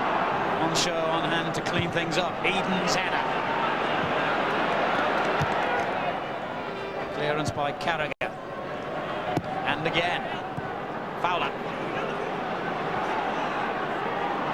He's given it away to Sonner. Then did very well to win it back. And both teams losing possession. Lazaridis. Just a little scrappy phase, and you would expect better from Liverpool, but Gerard Houllier is out of his seat and really just urging his players to try and maintain better possession. Granger. On show first to it again. It comes back to Johnson, who's had a really steady, impressive performance at the heart of Birmingham's defence. So too has Purse. Foul on Horsfield. Well, again, Birmingham are going to have to look for the right sort of quality from this area. Lazaridis. Couldn't quite pick out Sonner, however. Birmingham have another corner. Well, it's certainly been a better performance from them in an attacking sense in this second half, Alan. Trevor contemplating making another change. Babel gets it clear meantime. Still a threat to Liverpool. Not now, there isn't, as Gerrard gets it clear. And a slip there has let Fowler in. He's got a long way to go, and he's got two defenders and the goalkeeper to beat. He holds it up cleverly instead and feeds it through to Igor Bishan. O'Connor, who made the original mistake, got back to block. Heskey, and Birmingham finally get the danger clear, although still not fully clear. Upia. On show.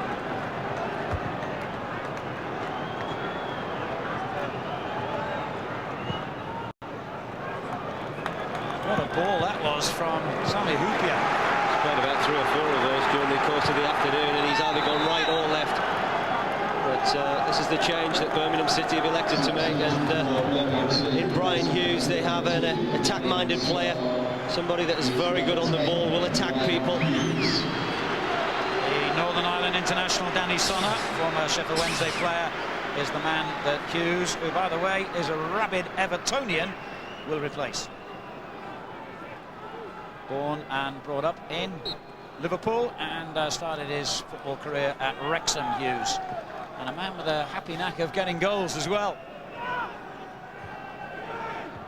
Johnson gets it clear. Lazaridis facing his own goal. Did well in the end. Trevor Francis, the substitution reflects the fact that you're going to have to push more men forward. Danny Sonner, more of a holding midfield player, likes to get on the ball and pass it around. But Hughes will look to try and join in with the front two. Birmingham have used 2 of their 3 substitutes. Liverpool haven't used any as yet. Steven Gerrard has got second win. Here's Johnson. Trip. Birmingham free kick. Get back in! Stevie in front!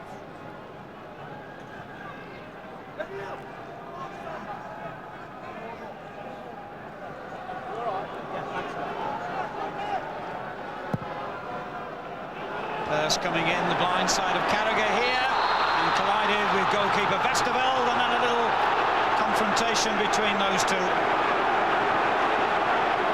Well, actually think Darren Purse had every right to go for that ball, and I think that's exactly what he's saying to the Liverpool goalkeeper.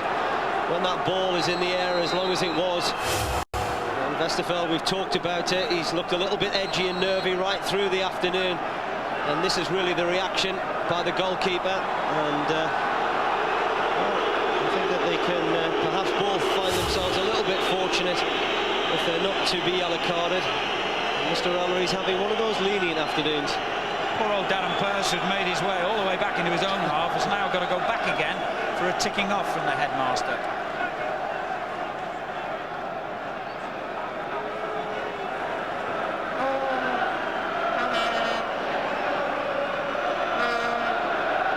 Well, it's almost been like a return to the old days of discipline, where ticking off suffices and the cards stay in the pocket. And we've all got to be grateful for that.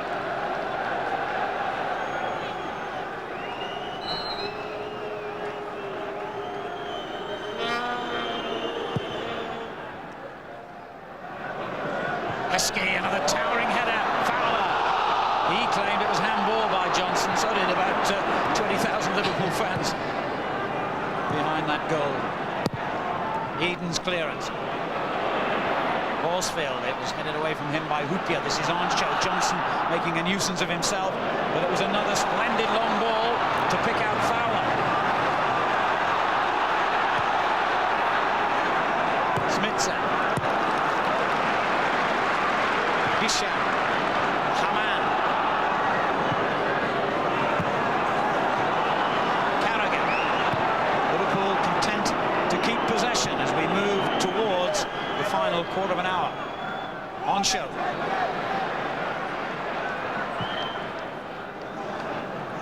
Over the head of Fowler. Well, again, this is the anticipation from Robbie Fowler, linking up again with his striking partner Emil Heskey, just trying to flick the ball away. It clearly was a handball, but I think that given the way the officials were positioned, I don't think they had a particularly good view of that. So Liverpool, for the second time in a week, find a handball decision, making a headline. First one went in their favour, that one went against them. Here's Eden. And now McCarthy.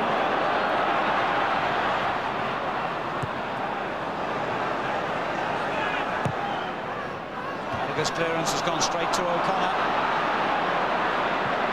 Chance of a break here for Liverpool. Haman leads it. Heskey to his left, Smitsa to his right. Still going, Haman. Good tackle. He's been excellent, Johnson. That was a superb read of the situation by Michael Johnson. Had to be absolutely spot on with his tackle. And here's the other Johnson, Andrew Johnson. Couldn't force it through to Hughes. I'm not sure Hughes has had a touch yet since he came on. Gerrard has hurt himself here and is lying injured as the Liverpool attack comes to an end. It's a throw-in and looks like cramp. We talked about the difficulty that the pitch would bring the likes of Steven Gerrard, that perhaps he'll give Gerard Houllier that opportunity to make a substitution. I saw Gary McAllister getting warmed up, and I think that his introduction will be about really trying to maintain possession.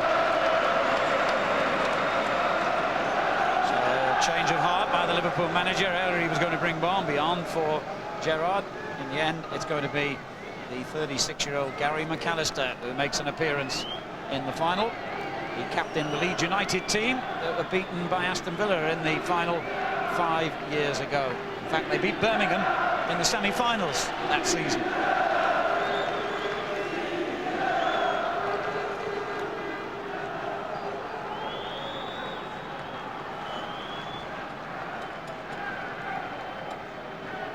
Andrew Johnson of Birmingham is the subject of our player cam for Sky Digital viewers on channel 404 for the remainder of this game, unless of course we go to extra time. A reminder that we have to have a winner on the day. No replays anymore in this competition. An extra 30 minutes and, if necessary, penalty kicks. Well, it's becoming a sadly familiar sight in this young man's career. Steven Gerrard limping off, usually to a standing ovation, and that's happened again. If only he could overcome these persistent injury problems, what a future lies in store for him. McAllister at the other end of his career on in his place. I'm sure Sven-Göran Eriksson has been impressed by the performance of the English-born players in the Liverpool ranks today. And one or two of the Englishmen in Birmingham's team that perhaps he didn't know quite so much about.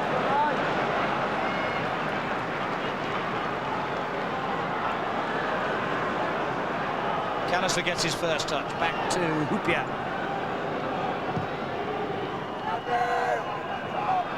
Onshow. Ranger knows that Fowler's breathing down his neck here. Johnson helps him out with the clearance straight to Smitzer. Hammer. McAllister. The onus is on Birmingham to come and get it off Liverpool now.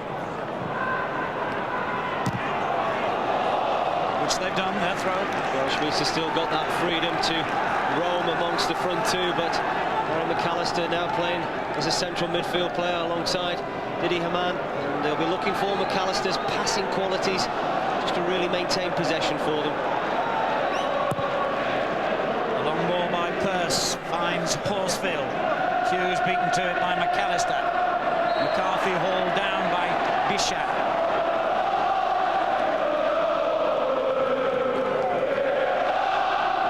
Well, the Birmingham fans haven't given up hope. You can hear that. Eden's free kick. Johnson coming in. Was taken off him by his own player.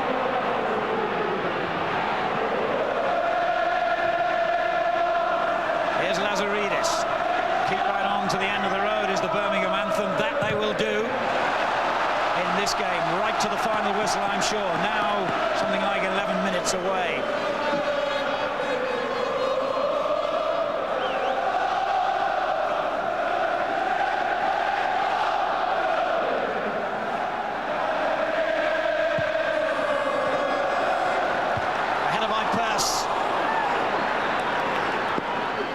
Poor marking, and that's a great opportunity, and he knows that, and he certainly knows that, because it's a wonderful ball into the box, but just look at the positioning between Heskey and Hippier and Honshaw, and they'll be disappointed not to have picked up Darren Pearce. He ought to have done better with a header. Birmingham are going to make their third and final substitution now. Marcelo, the Brazilian-born striker, is coming on to take the place of Jeff Horsfield.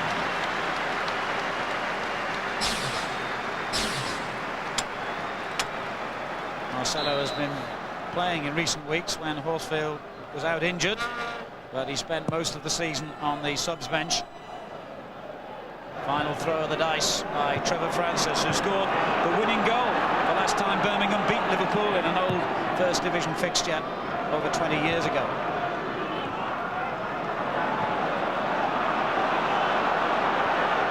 I think he'll be proud of the way his team have played today, irrespective of whether they push this game into extra time. When the ball is on that side.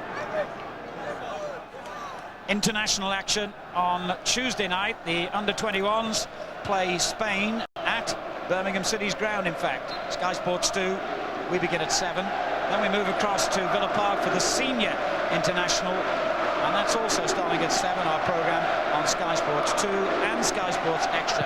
Same night, Sky Sports 1, it's Republic of Ireland versus Denmark.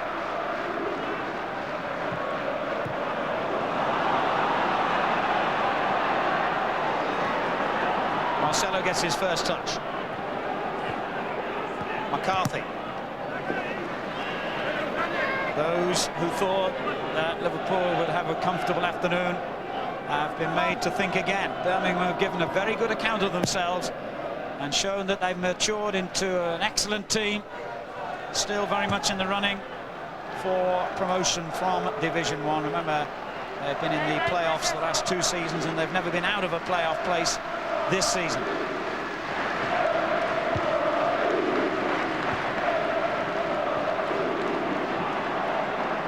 But Liverpool, as we go into the last, 8 minutes, have the only goal so far. Rangers ball. Johnson trying to make it difficult for Moncho. It's a goal kick. Well, I think that's been the missing ingredient from Birmingham City's performance, Alan, and they do have pretensions of getting into the Premier League this season, but they just need that final extra 10%, and that will take them from what is a very good, well-organised side to certainly a side that's every chance of getting promotion. Vladimir Smitsa is about to make way for Nicky Barmby.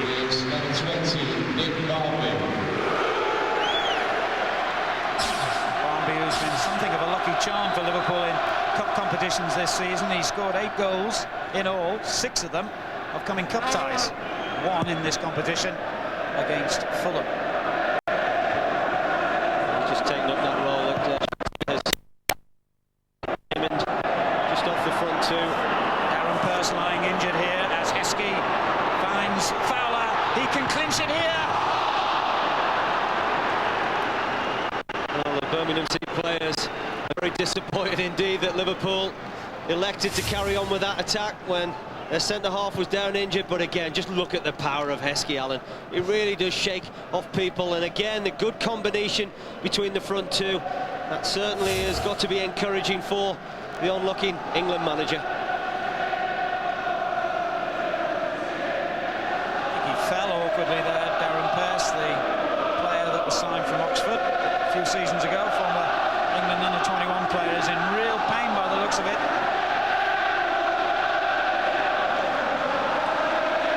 Used all 3 substitutes. They've got a problem now, Birmingham.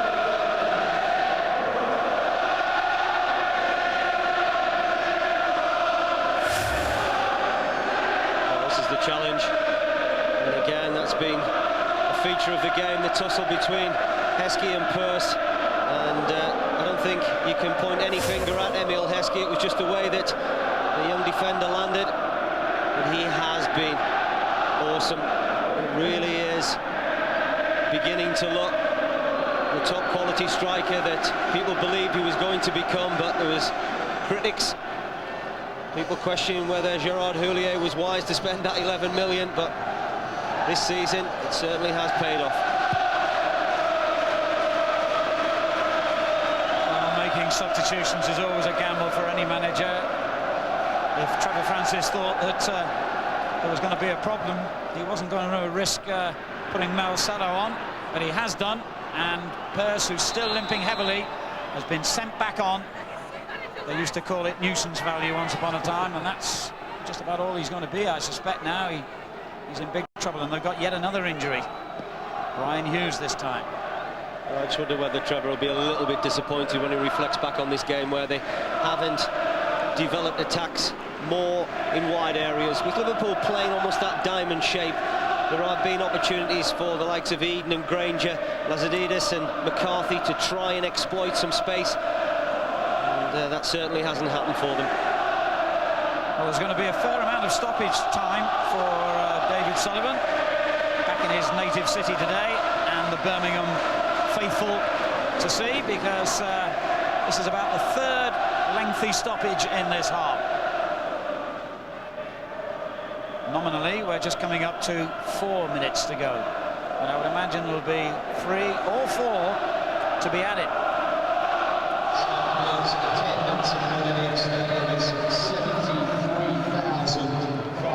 Hughes has to go off,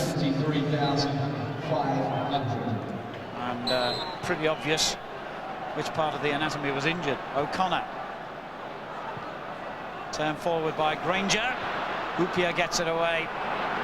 McAllister. Interesting to see how Pearce does the next time he's called upon to defend. He's still running awkwardly at the heart of the Birmingham defence. Foul by Johnson on Robbie Fowler. Well, perhaps stating the obvious, and Fowler's goal would have put him in contention for man of the match, but his general all-round play, Alan, has been phenomenal. His runs have been good, his awareness of where his striking partner is, his hold-up play, everything about Robbie Fowler has been top draw. Hughes has just returned to the field for Birmingham, so they got their 11 men out there, but 1 or two of them nursing injuries. Didn't stop Pearce winning that header. Bishak, Fowler, Barmby, Haman, and now Babel. It's not often he's that clumsy in possession. Johnson. Oh, good defending by Hoopier. Didn't seem to know where the ball was. Johnson came to win it back and leaves it to Granger. O'Connor.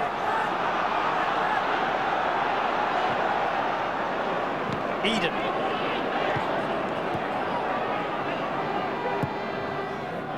This is Johnson. He's done well. Eden's cross. It's the most convincing clearance by Hoopier, but Liverpool have got away with it for the moment. Played back in by McCarthy, and Westerveld able to let that go behind. Well, it really was messy, wasn't it, as far as Liverpool was concerned? But again, Trevor will be disappointed, not really finding the right sort of quality into the front two from wide areas. That time it was John McCarthy, the culprit.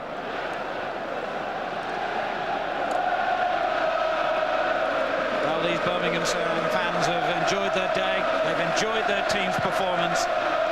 They've been behind them all the way, and so they should have been, because they've done them proud. But they're now only a few minutes away from losing this final.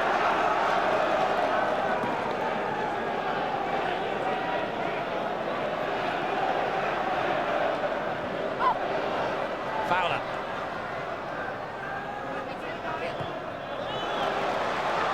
It's a Birmingham throw. Full credit due to Liverpool as well. You have to remember they've had an enormous number of high-profile, vital matches in recent weeks, including those two games against Roma. The second leg was only on Thursday night, and a lot of the players out there now figured in that as well. Well, I think not just as far as the physical side, it's also the mental side. But you know, they've had the opportunity to play in a cup final, and that clearly would have lifted the majority of the Liverpool players.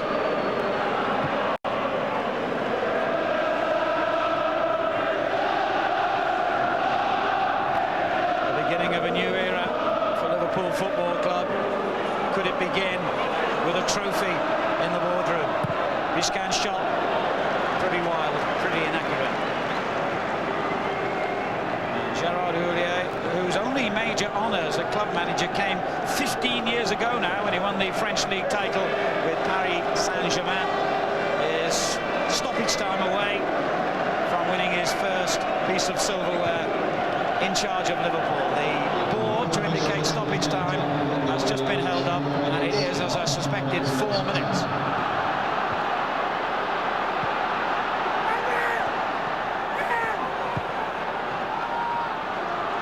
Here's Hughes. Liverpool win it back. Granger. Anticipation from the Birmingham fans, but they've lost possession again. Hughes working hard to deny Haman space. Tired sort of clearance by Marcus Babel. Here's McCarthy. O'Connor.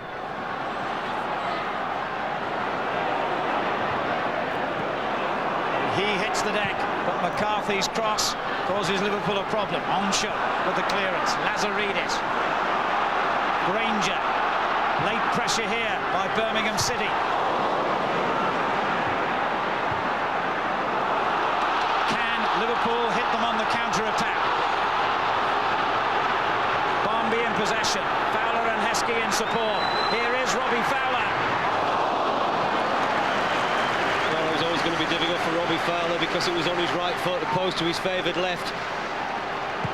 Birmingham really just going all out now in these final closing moments. Carragher wins it back. Didi Hamann almost caught in possession. Back from Carragher to Westerveld. Marcelo closes him down. Liverpool could be just a couple of minutes away from winning the first major trophy of the English domestic season.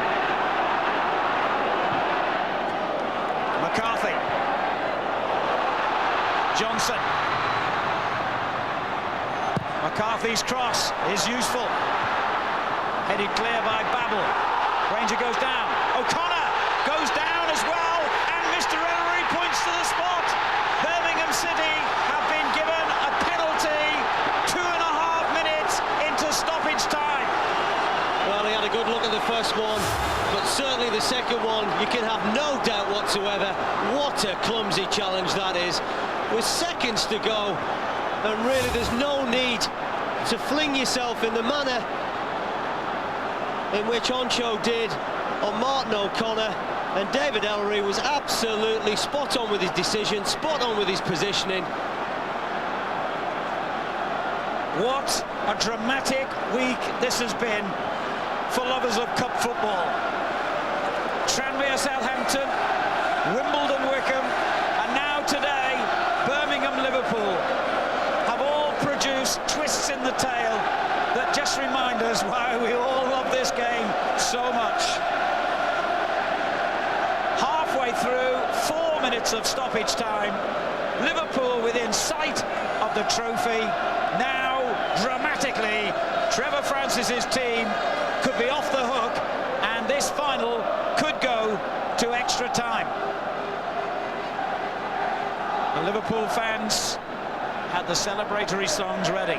Now they've got to wait. It could be Birmingham supporters celebrating, and O'Connor, who's earned the penalty and who's still receiving treatment, is Birmingham's main penalty taker. Well, he certainly stayed down a long time. But this is the incident, and this is where Stefan Oncho just flings off. He isn't anywhere near the ball. Martin O'Connor goes down in the box, but there you can see he's a long way off. Now, this is interesting. The referee's called for the stretcher, so he's got to go off anyway. Now, if we were in open play here, of course, he couldn't come back on until he could play no significant part in the action. Well, he, as I've just said, is the penalty taker, so... he won't be taking it from there, will he?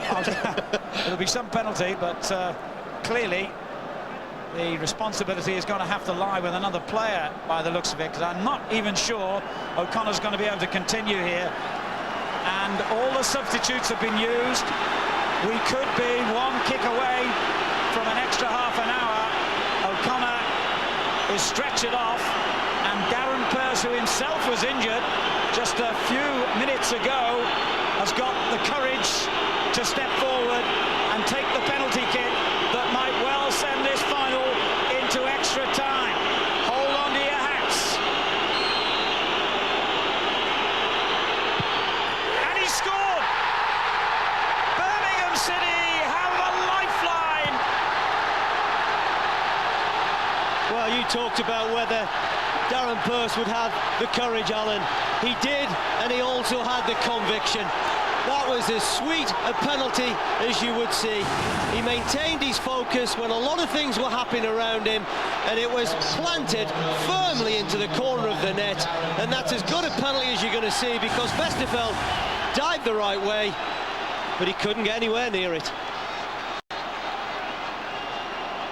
Well, taking penalties is about 1% technique, 99% bottle, and in that situation where you know if you've missed it, goodbye to the trophy, well, it's sheer raw courage, I think. Fowler with a shot at the other end. We can only be seconds away from the final whistle. What a week. Well, it's had everything. It really has had everything, and it still isn't finished. It is now, to paraphrase a famous commentator. David Ellery has blown the whistle. 90 minutes has finished, and finished on a high for Darren Pearce and Birmingham City. Martin O'Connor, who earned the penalty, is still being treated on a stretcher at the side of the pitch, but his run into the Liverpool penalty area has given his team the chance still of lifting the Worthington Cup. No wonder Trevor Francis headed straight for Darren Pearce, who took that penalty with the coolest head inside the Millennium Stadium. Well, we have gone the distance, and we still don't know who the winners of the Worthington Cup are going to be. 1-1. We'll be back soon. Welcome back to Cardiff's Millennium Stadium, where dramatically a goal in stoppage time from the penalty spot by Birmingham centre-half Darren Pearce has sent this Worthington Cup final into extra time. Birmingham are going to be able to start the extra half an hour with their fully 11 men, but how fit they all are is another matter. Pearce himself got injured towards the end, and O'Connor was injured in the incident that led to the penalty, but he's limped on. Igor Bishkan will be the subject of our player cam on Sky Digital Channel 404 for the opening 15 minutes of extra time. Well, what an amazing final. It was never exactly in the bag for Liverpool at any stage, but when you get 2.5 minutes into stoppage time, you're entitled to think you're almost there. One rash tackle, one beautifully dispatched penalty kick, and Birmingham are back in business. Marcelo's header on to Johnson, and Johnson did really well. He's looked sharp from the moment he came on at half-time. Well, he showed great pace there, didn't he? To really get in behind Sami Hyypiä, and you could think that there's a little bit of tiredness now creeping into the Liverpool play, but mentally that really has got to be a shattering blow. And there you can see really Hyypiä found wanting from the pace of Johnson.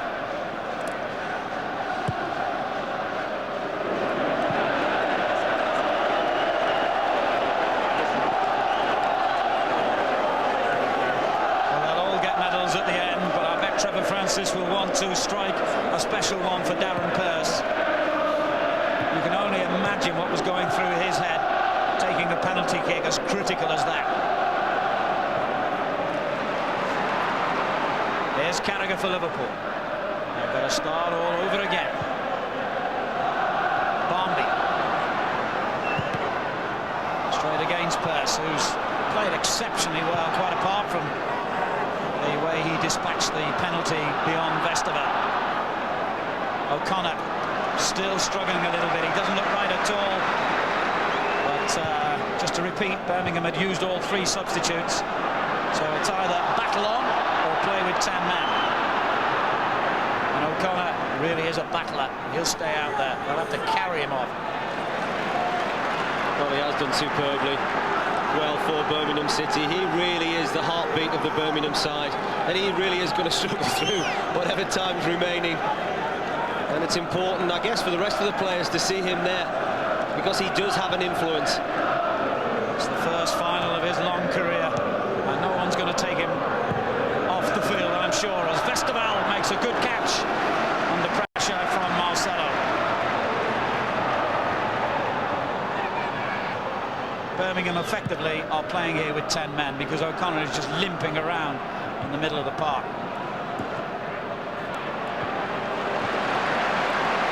Granger.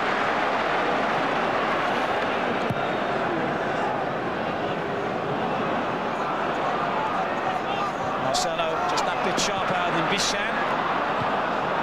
McCarthy. Johnson. Marcelo. This is Hughes. Decent ball in. And the onus has now moved back to Birmingham. Granger, Johnson. The layoff to McCarthy. Well, it's a very tired effort from John McCarthy. Not an awful lot of football to talk about this season. Crucially came through some horrific injuries, and he has played his part here this afternoon, but Birmingham clearly have got a lift from that penalty right at the end of normal time, and they really have come out firing, and they're playing with a lot of confidence. Johnson's clearance. Lazaridis looking as fresh as he did in the opening minutes. Johnson looks about the freshest player out there and wins a free kick for Birmingham City. Only 10 of the previous 40 finals in this competition ended in a draw after 90 minutes. We have needed extra time in 2 of the last 4 finals, but never have has the League Cup competition been decided on penalty kicks in the competition's history. I wonder if we're in for a first here today. There's a good ball in, and Hughes came to meet it, and that was a chance. Well, Jamie Carragher's going absolutely ballistic with Igor Bishkan, because that's far too much room afforded to McCarthy. It's a wonderful ball to the near post. We talked about the one just at the beginning of the second half when it was fired in from a similar position, and Johnson missed that opportunity. This time it was Hughes making a run from midfield.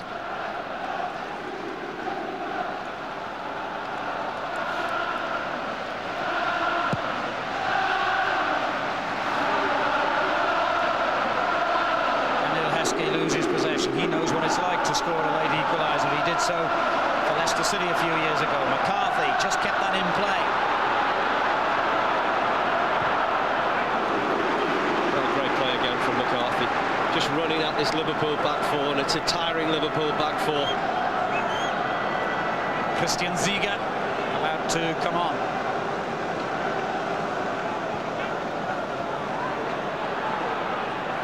Hughes for Birmingham meanwhile. Clearance by Hupia. But the impetus lies very much with the first division team at the moment.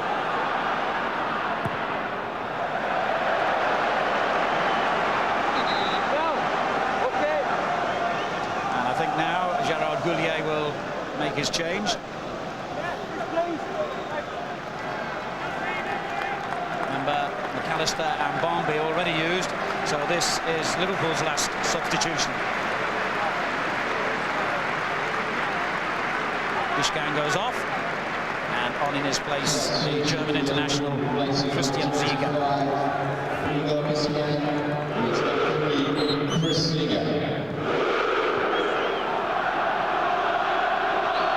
Peirce, the Birmingham hero.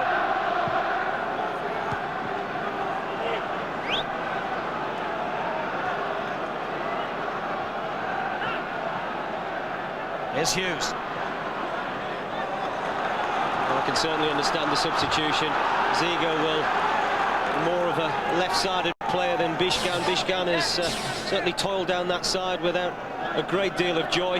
He'll offer some protection now to Jamie Carragher, certainly with the likes of John McCarthy running at the Liverpool defence.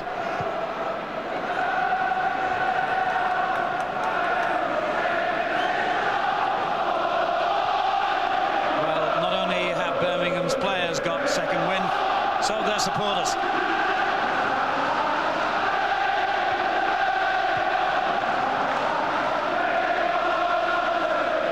And how fitting the words of their favourite song. They did keep on to the end of the road. Officially the 90th minute before Trevor Francis's team sent this final into extra time. In reality, deep into stoppage time. They look very flat at the moment, Liverpool, Alan. They need a boost from somewhere. They need just a little bit of spark, some energy from one of their creative players. Perhaps a man just getting his foot on the ball in that central midfield area. At the moment, they're chasing Birmingham City around, and Birmingham look the stronger team.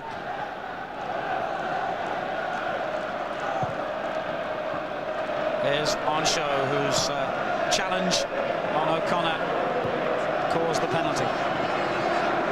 McAllister. There is O'Connor. And now Granger. Marcelo. We've got another player lying injured now. I think it's Granger suffering from cramp as Johnson gets in, and Onshow slips again, and Johnson goes down, and there was a loud appeal from the Birmingham end of the stadium for another penalty. Well, this is just about the pace of Johnson. He really has troubled this Liverpool back four, and he just stumbles into the box. And when you looked at the other players' reactions, there's no real claim for a penalty. Rangers back on his feet meanwhile. It used to be the old days at Wembley when we saw players dropping like flies, suffering from cramp. It's become a less familiar sight in recent years, but there have been a few suffered today.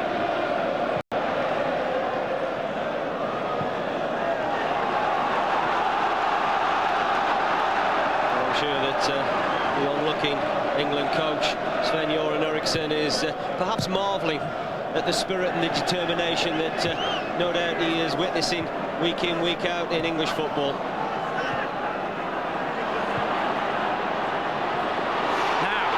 goes. Good effort! My word, what a moment that was. Well, that really would have been one of the goals of certainly the season, because that's a late tackle, and I just wonder whether Ellery would come back and book Sami Hyypiä. He didn't, but Hughes had the foresight to spot exactly where Westerveld was, and that is an important touch, because that was heading for the top corner. And the Evertonian, Hughes, almost sent Birmingham into ecstasy. I think they're there already. Heskey gets it clear. Fowler for Liverpool. And now Barmby. Liverpool have hardly got going in this first period of extra time. And Pearce just about managed to stretch and deflect that away from Fowler. Ranger looking for Johnson.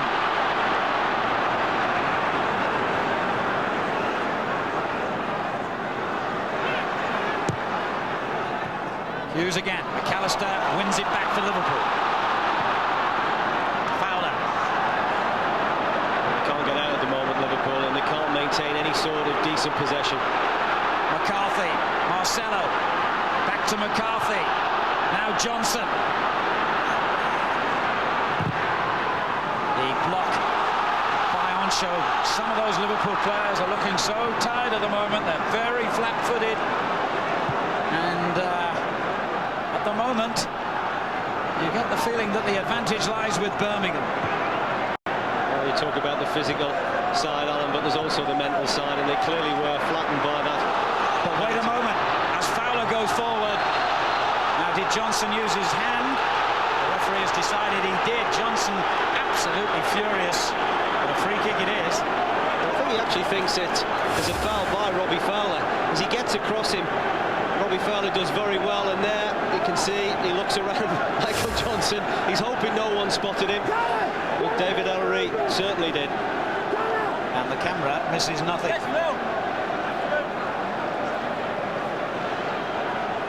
Hamann and McAllister over the ball. Christian Ziga is there too.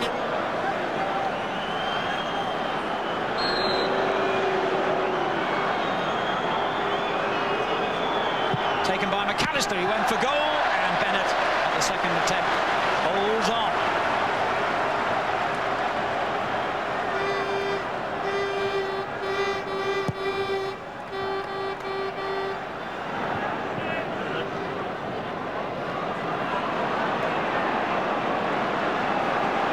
Granger.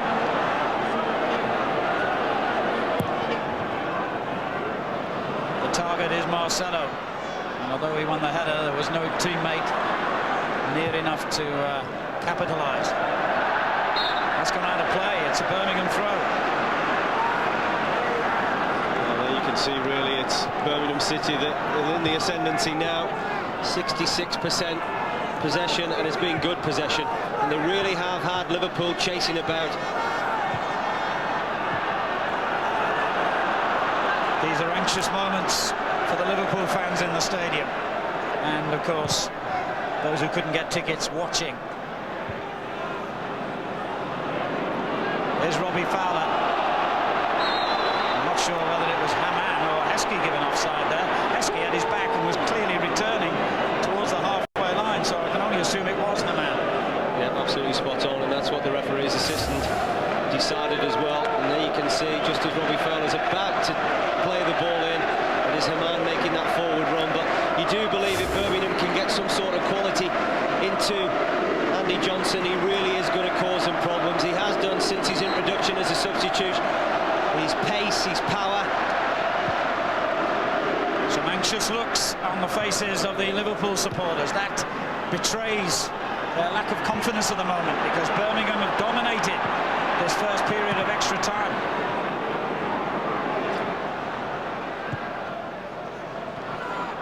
McCarthy. Marcelo. And a chance for McCarthy to get the cross in. He leaves it to Nicky Eden instead.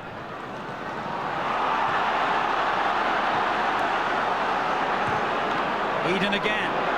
Hughes, good control, but he was unlucky that Carragher was well placed to clear. And Pearce gets there ahead of Heskey. And there's a chance here for Johnson. It's another penalty, is it? Well, I must say my first reaction was that that was just as convincing a spot kick as the one that Mr. Ellery gave right at the end. Well, they're absolutely fuming, and this is what we talked about with a sort of pace, and that is as clear-cut penalty as you're going to see. That is an unbelievable decision, because not only is David Ellery looking at it, the referee's assistant is in an absolutely perfect position to give it. Well, he didn't hesitate to give the penalty at the end of 90 minutes. He shook his head this time, and I think Birmingham have been dealt an injustice. Well, he can't believe it, Kelly. Trevor Francis, he really can't believe it. Right at the end of the first period of stoppage time, Birmingham City had a genuine claim. Now they face a Liverpool free kick. McAllister lifts it in. There's an offside against Emile Heskey. Well, it's not just a genuine claim, Alan. I think for me it's a cast iron certainty. And what I can't believe is the referee's assistant on the far side, not the gentleman that we're looking at the moment, had a perfect view of the situation. Well, it's all about interpretation in this game, isn't it? But I think 9.5 times out of 10, that would have been a penalty.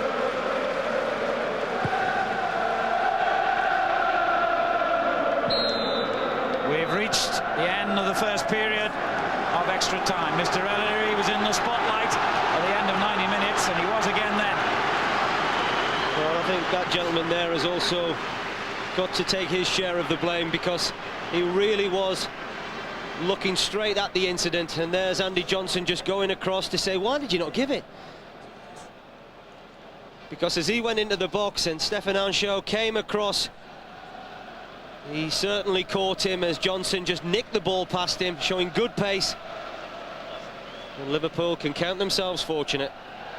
Phil Sharp, the linesman, who found in Liverpool's favour. At the end of the second period of extra time, the game will be decided by the taking of penalty kicks.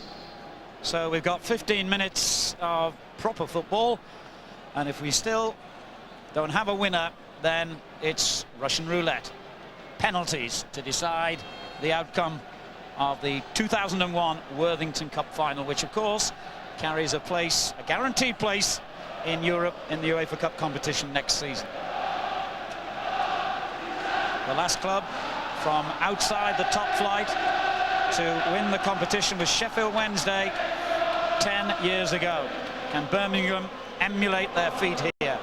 They've come back from the dead. They've performed exceptionally well throughout the day. And now a tiring Liverpool team who had a hard match only on Thursday night have got to try and wrestle back some kind of control in the second half of extra time. Otherwise, as they say, they face the lottery from 12 yards out. Anything can happen. Well, Martin O'Connor won't trouble our cameraman too much, I suspect, as he's the subject of player cam in the next 15 minutes. That's for Sky Digital viewers, of course. A great one to watch if you're a physiotherapist. Mickey Eden. Hughes turns it back. Bennett slices his clearance.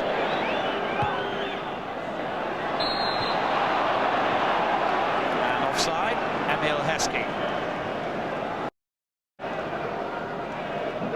Well, you can certainly notice that how difficult Liverpool have found it since Birmingham City scored that penalty right in the final minute of normal time. Really did knock the stuffing out of Gerard Houlier's men, and they really have struggled to overcome that.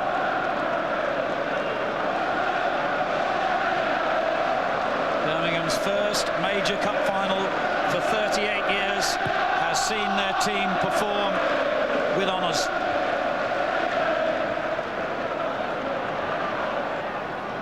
And it's still in the balance. Eden, Marcelo with a header, and again, it's a good effort. certainly must have watched Robbie Fowler in the first half with great admiration on his left foot. This time it was Marcelo on his right foot, and he elects to take the volley. Westerveld is a little bit off his line, and that wasn't far away. Very good strike indeed. Very measured. Unfortunately, not as accurate as he would have liked.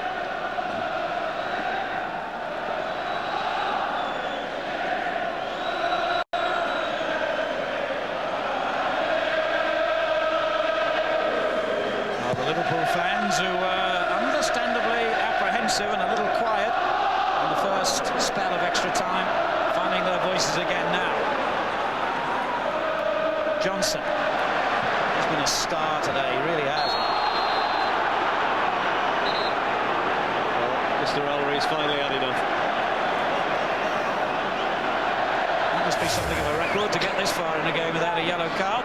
Well, he thought about it, and I don't think he was going to produce it, but then realised he has brought them along.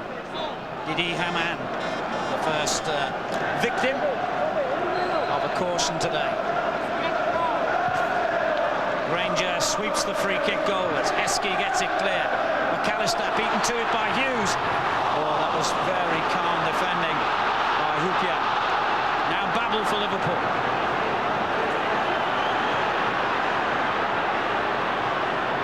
Still going strong, Babel.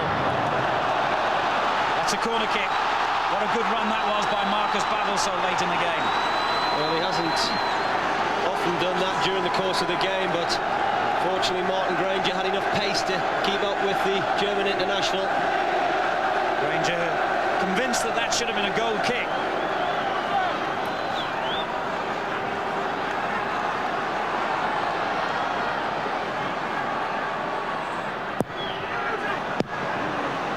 Hughes who cleared on the near post. And now Ziege can take the throw.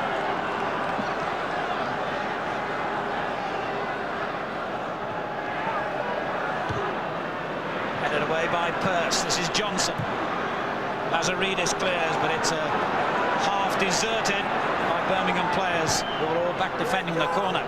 Carragher knocks it long. Pearce again wins the header against Heskey. Darren Pearce has been magnificent. Here's Lazaridis. Onshow stepped across him rather to stop him, and that's got to be a free kick. Well, that's as blatant as you can get. It really was callous defending from Stefan Onshow. He just goes straight across almost the neck of Stan Lazaridis, and giving David Ellery no option but to book him. Here's Johnson. Crossed by Lazaridis. Marcelo on the far post. Westerveld claims it. Just to confirm that Onshow received a yellow card, having discovered the pocket in his shorts marked yellow cards. Mr. Ellery's decided to use it twice now in quick succession. Carragher. Struggling for a rhythm. Liverpool at the moment, Alan, and it's Birmingham City that look the likelier of the two teams to win this football match. There's around 10 minutes of this football match remaining.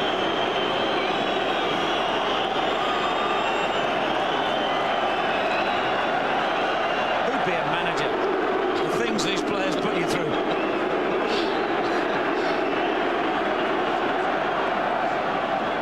Nicky Eden with the free kick. Babel. Here's Barnby.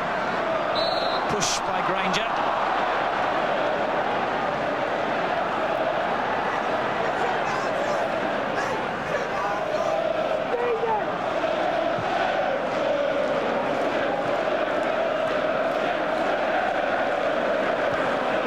Christian Ziege. That's a useful looking ball. It comes again to Fowler. Johnson's only partly cleared it. Fowler with a header! Wonderful save by Bennett. What about the ball from Christian Ziege, though? It really was magnificent to Robbie Fowler. And it was fortunate that Michael Johnson hadn't gone to sleep in the box, and then the ball came again to Fowler, and he tries to find the top corner with his header. And well, I think it was going to go slightly wide, but the goalkeeper certainly wasn't to know. McAllister will take the corner. And the keeper came again. It was flicked beyond him. Johnson gets it clear. And then booted away from danger by Granger.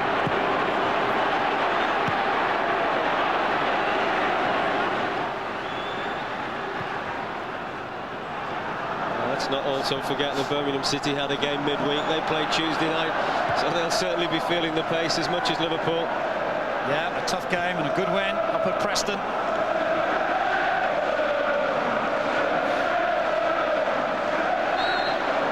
Liverpool have a free kick. Marcelo cannot believe it, but he better had, and he'd better get back and defend.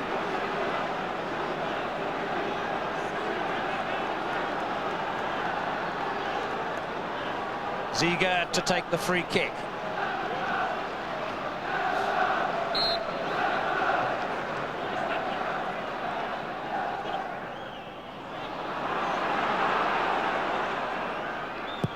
And does eventually. And Hoopie had a header!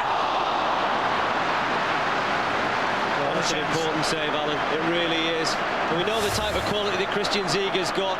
But there you can see Hippier gets across Darren Pearce.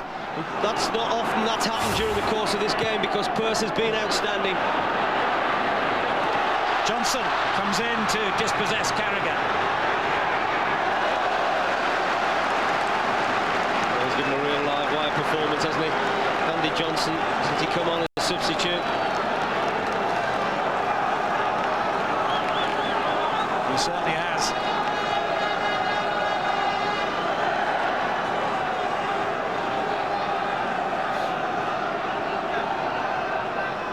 Johnson again. Here's McCarthy. Johnson did well. Oh.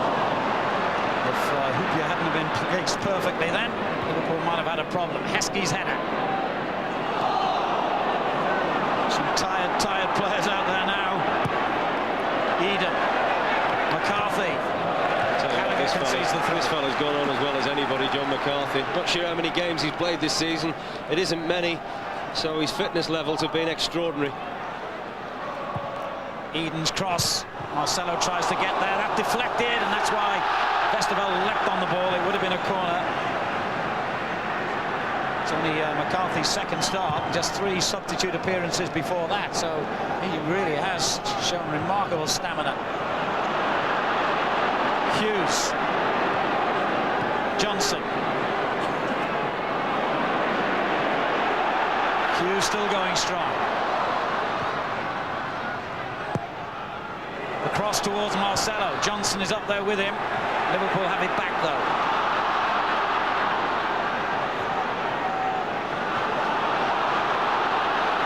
Well, where is he finding the energy from? It's his second wonderful run here by Babel and still going. Well, what about Lazaridis? What about the energy he showed, Alan? 5 minutes to go. It's shootout time from the penalty spot to decide who wins the trophy and who wins the passport to Europe. Hamann for Liverpool. And Liverpool get the free kick. Hamann furious because he felt that the referee should have given Liverpool the advantage there. Back in possession, however, and hits the post. A coat of paint away from scoring what surely would have been the winning goal. What a strike this is. He's had a look, he's had a sighter, and he's just let one rip. And I'm sure Ian Bennett would have been absolutely delighted to hear the thud. Well, it was an ordinary first half, but from the interval onwards, it has been full of drama, and it has been a worthy occasion for the Worthington Cup final. And they've thoroughly enjoyed themselves.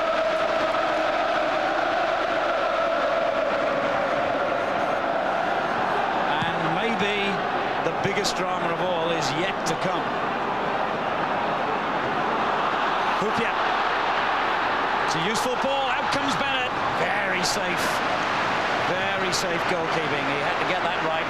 If he'd have bundled into Barnby, he could have had a problem.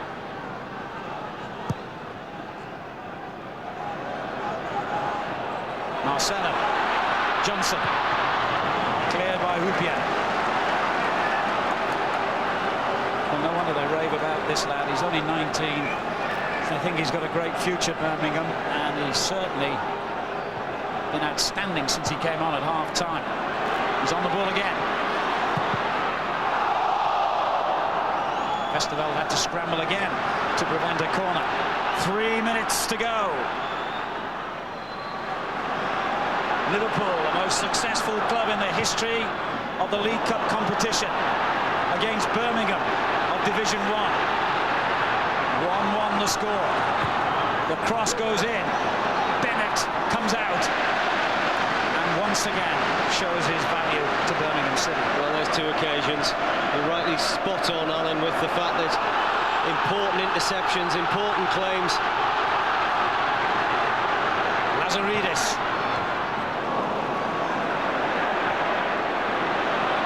O'Connor has just limped his way through the last half an hour. Still managed to find McCarthy.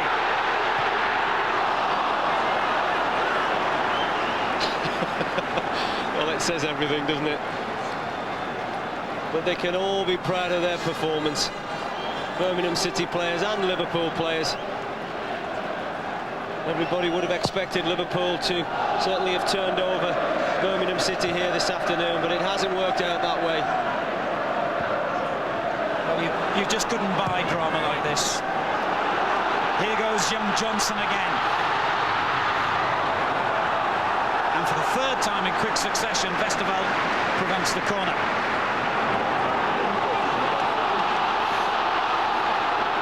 He might have to prevent a few penalties going into his net very soon. Carragher. Hupia.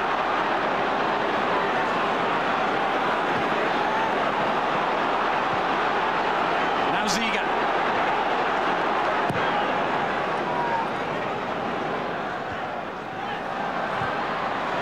Liverpool get it back again. McAllister. We're into the final minute of extra time. Robbie Fowler. Birmingham survive.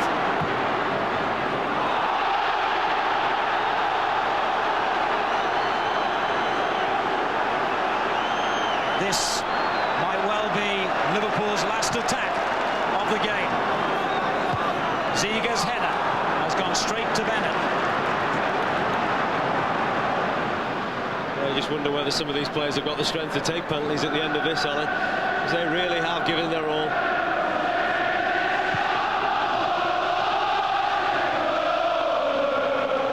Lazaridis just got there ahead of McAllister. Babel has been incredible in this period of extra time. He seems to have got stronger.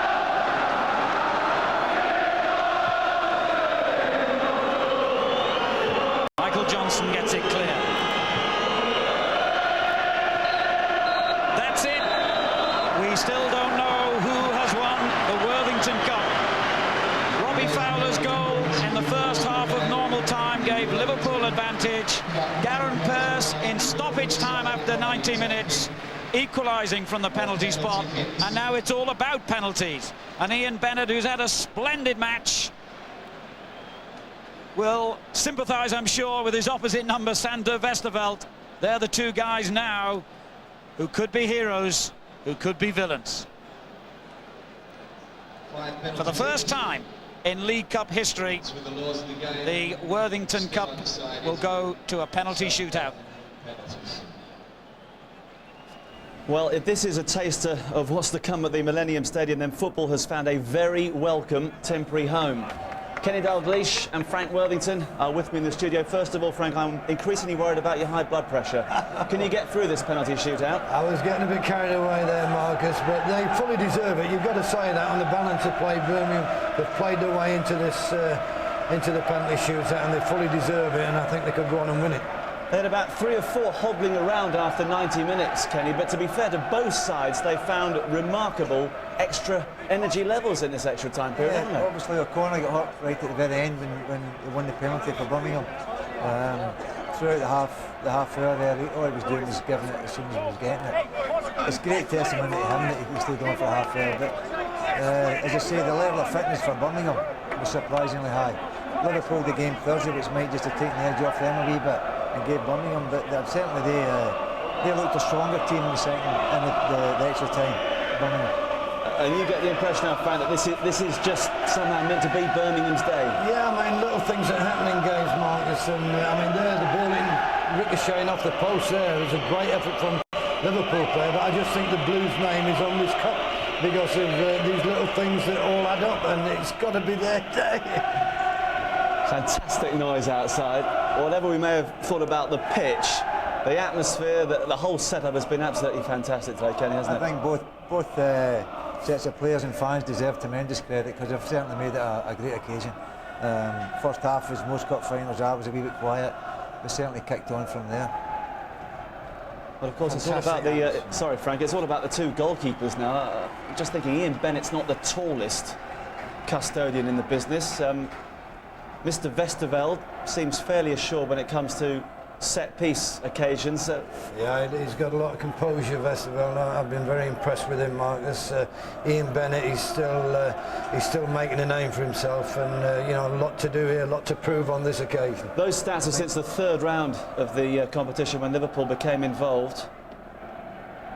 I think the goalkeepers can win yet, but they can't lose yet. So really, they take their chance. They pick one side to go to, and if they save it, they save it. If they don't, well, okay, they don't. I think the pressure is all on the penalty kicker because he's expected to score. So, as I say, the goalies will win you, but it won't cost you. But the one's taking it. Yeah, of course, we've already seen one absolutely fantastic penalty by Darren Pearce. Yeah, I mean, absolutely brilliant under so much pressure, Marcus, there. You know, Kenny and I used to take penalties and we used to take them for fun, but that was a massive, massive moment for him. And to show the cool, the collected way in which he took that penalty, the nerves of steel was absolutely brilliant. And the actual execution of the penalty was superb. Your record was pretty impressive. How many did you miss in 20 years? Yeah, I missed 2 in 20 years. Not bad. Of top flight professional football. And when I played for England, Marks, I've got to tell you, Sir Ant Ramsey, he asked in one of the team meetings who would like to take the penalties, and I said, I'm taking the penalties, boss. So you'd be the first to step up now? I would, yeah. I was always the first up there. I used to love taking penalties. I'd be last. The goalkeeper was in front of me, I think. Yeah. No, maybe Big Hansen was just behind me. Well, they'd never asked me. Here we go then. It's all or nothing as we rejoin Brian and Alan. Well, there's a slight advantage to Liverpool. Firstly, they'll take penalty number 1. Secondly, it'll be at the end, and all the penalties will be taken here, of course, where the Liverpool fans are gathered. Gary McAllister, who's only scored once for Liverpool, and ironically that was against his former club Coventry, takes the first kick and nets.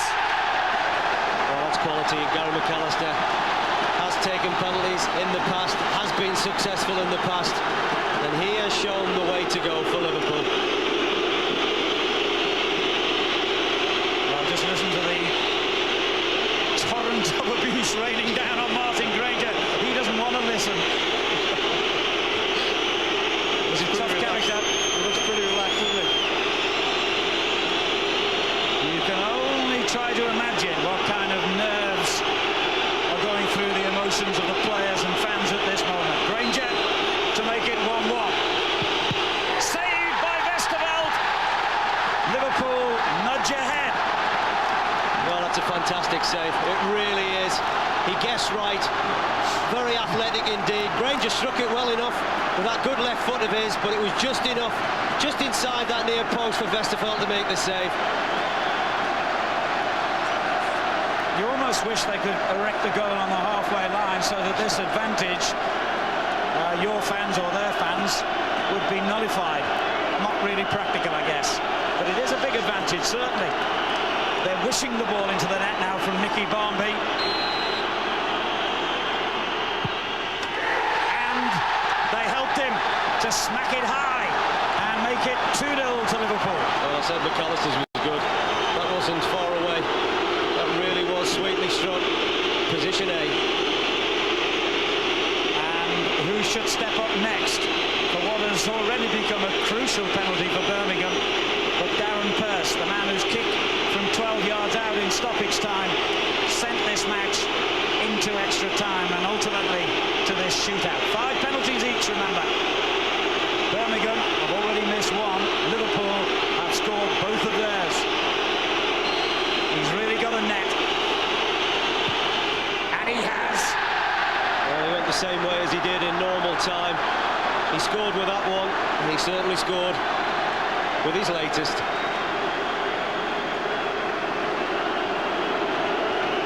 Liverpool still have the advantage, though, obviously.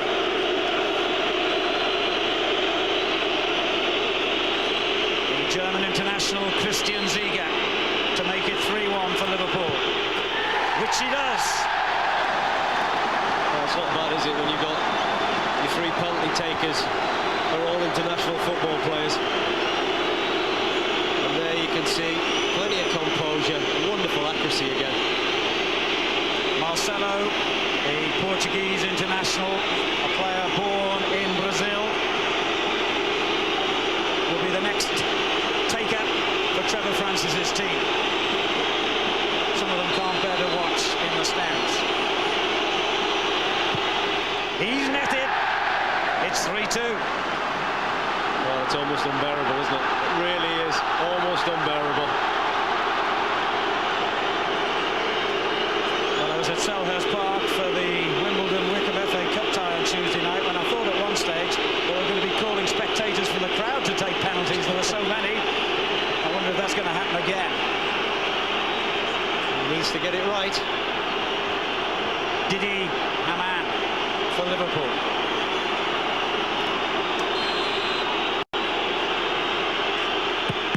Saved by Bennett. Well, he went for power, and he went straight in the middle of the goal. And Bennett wasn't going to be put off. And that really has certainly put Birmingham City back into this penalty shootout. 3-2 now. They can draw level here with their penultimate penalty.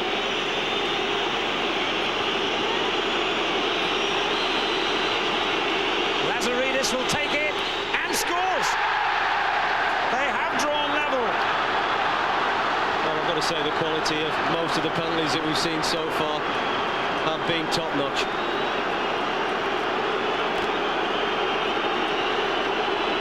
Robbie Fowler, whose goal for so long looked as though it was going to win the trophy for Liverpool. This is a pressure penalty. They all are, but this in particular. From the captain.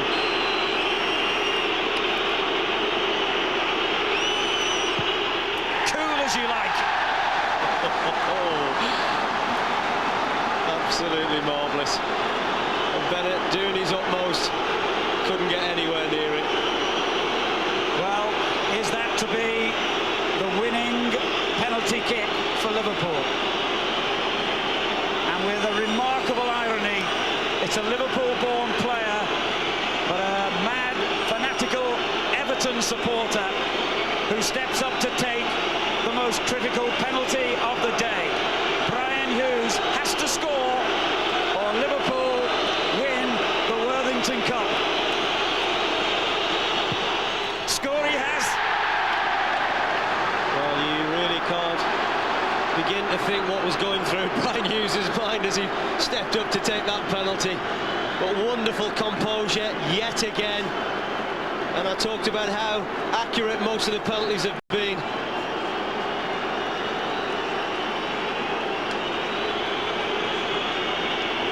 Well, I wouldn't take one of these for £1 million.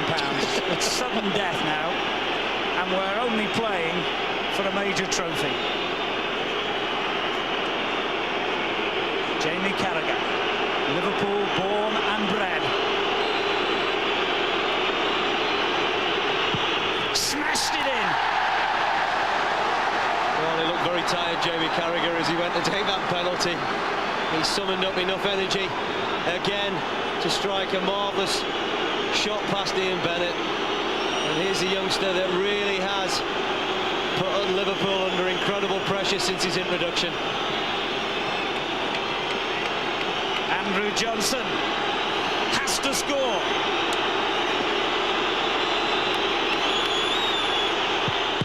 It's been saved by Westerveld, and Liverpool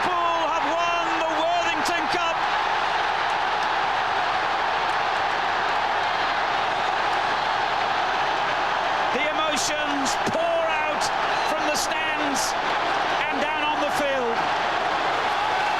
Liverpool have a major trophy. I can only feel the utmost sympathy for young Andrew Johnson, who performed absolutely brilliantly during the match.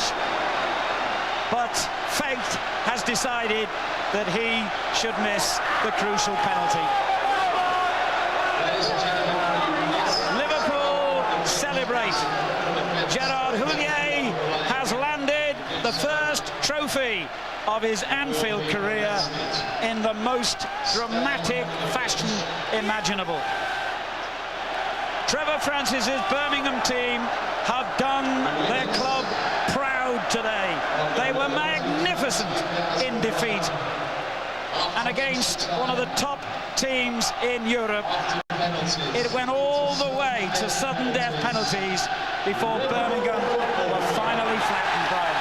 Well, this fella has had his critics at Liverpool, but he'll certainly be going back to Merseyside, the hero of the hour. He guessed the right way, but, well, there's the winners and there's the losers, but Birmingham City, although they may be going back to the Midlands without a medal, they certainly can be very proud of their performance. And in some senses, they can go back as winners, because they have been outstanding. And they're a credit to the Nationwide League. They're a credit to the city. And it can be a very emotional game. One of the greatest players in Birmingham's history, and one of the young men who might go on to emulate him one day, united in their grief. Trevor Francis, normally a pretty unemotional character, just couldn't keep it in any longer.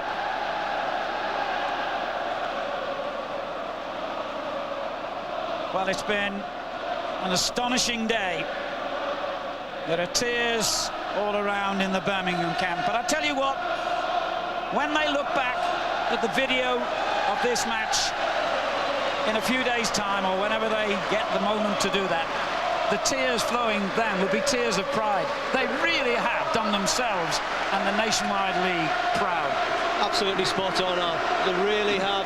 I can only endorse the words that you have just spoken, and Trevor Francis prepared his side so well going into this game. They were organised, they were disciplined, they got back into the game after that strike from Robbie Fowler, and there's a lot of tears.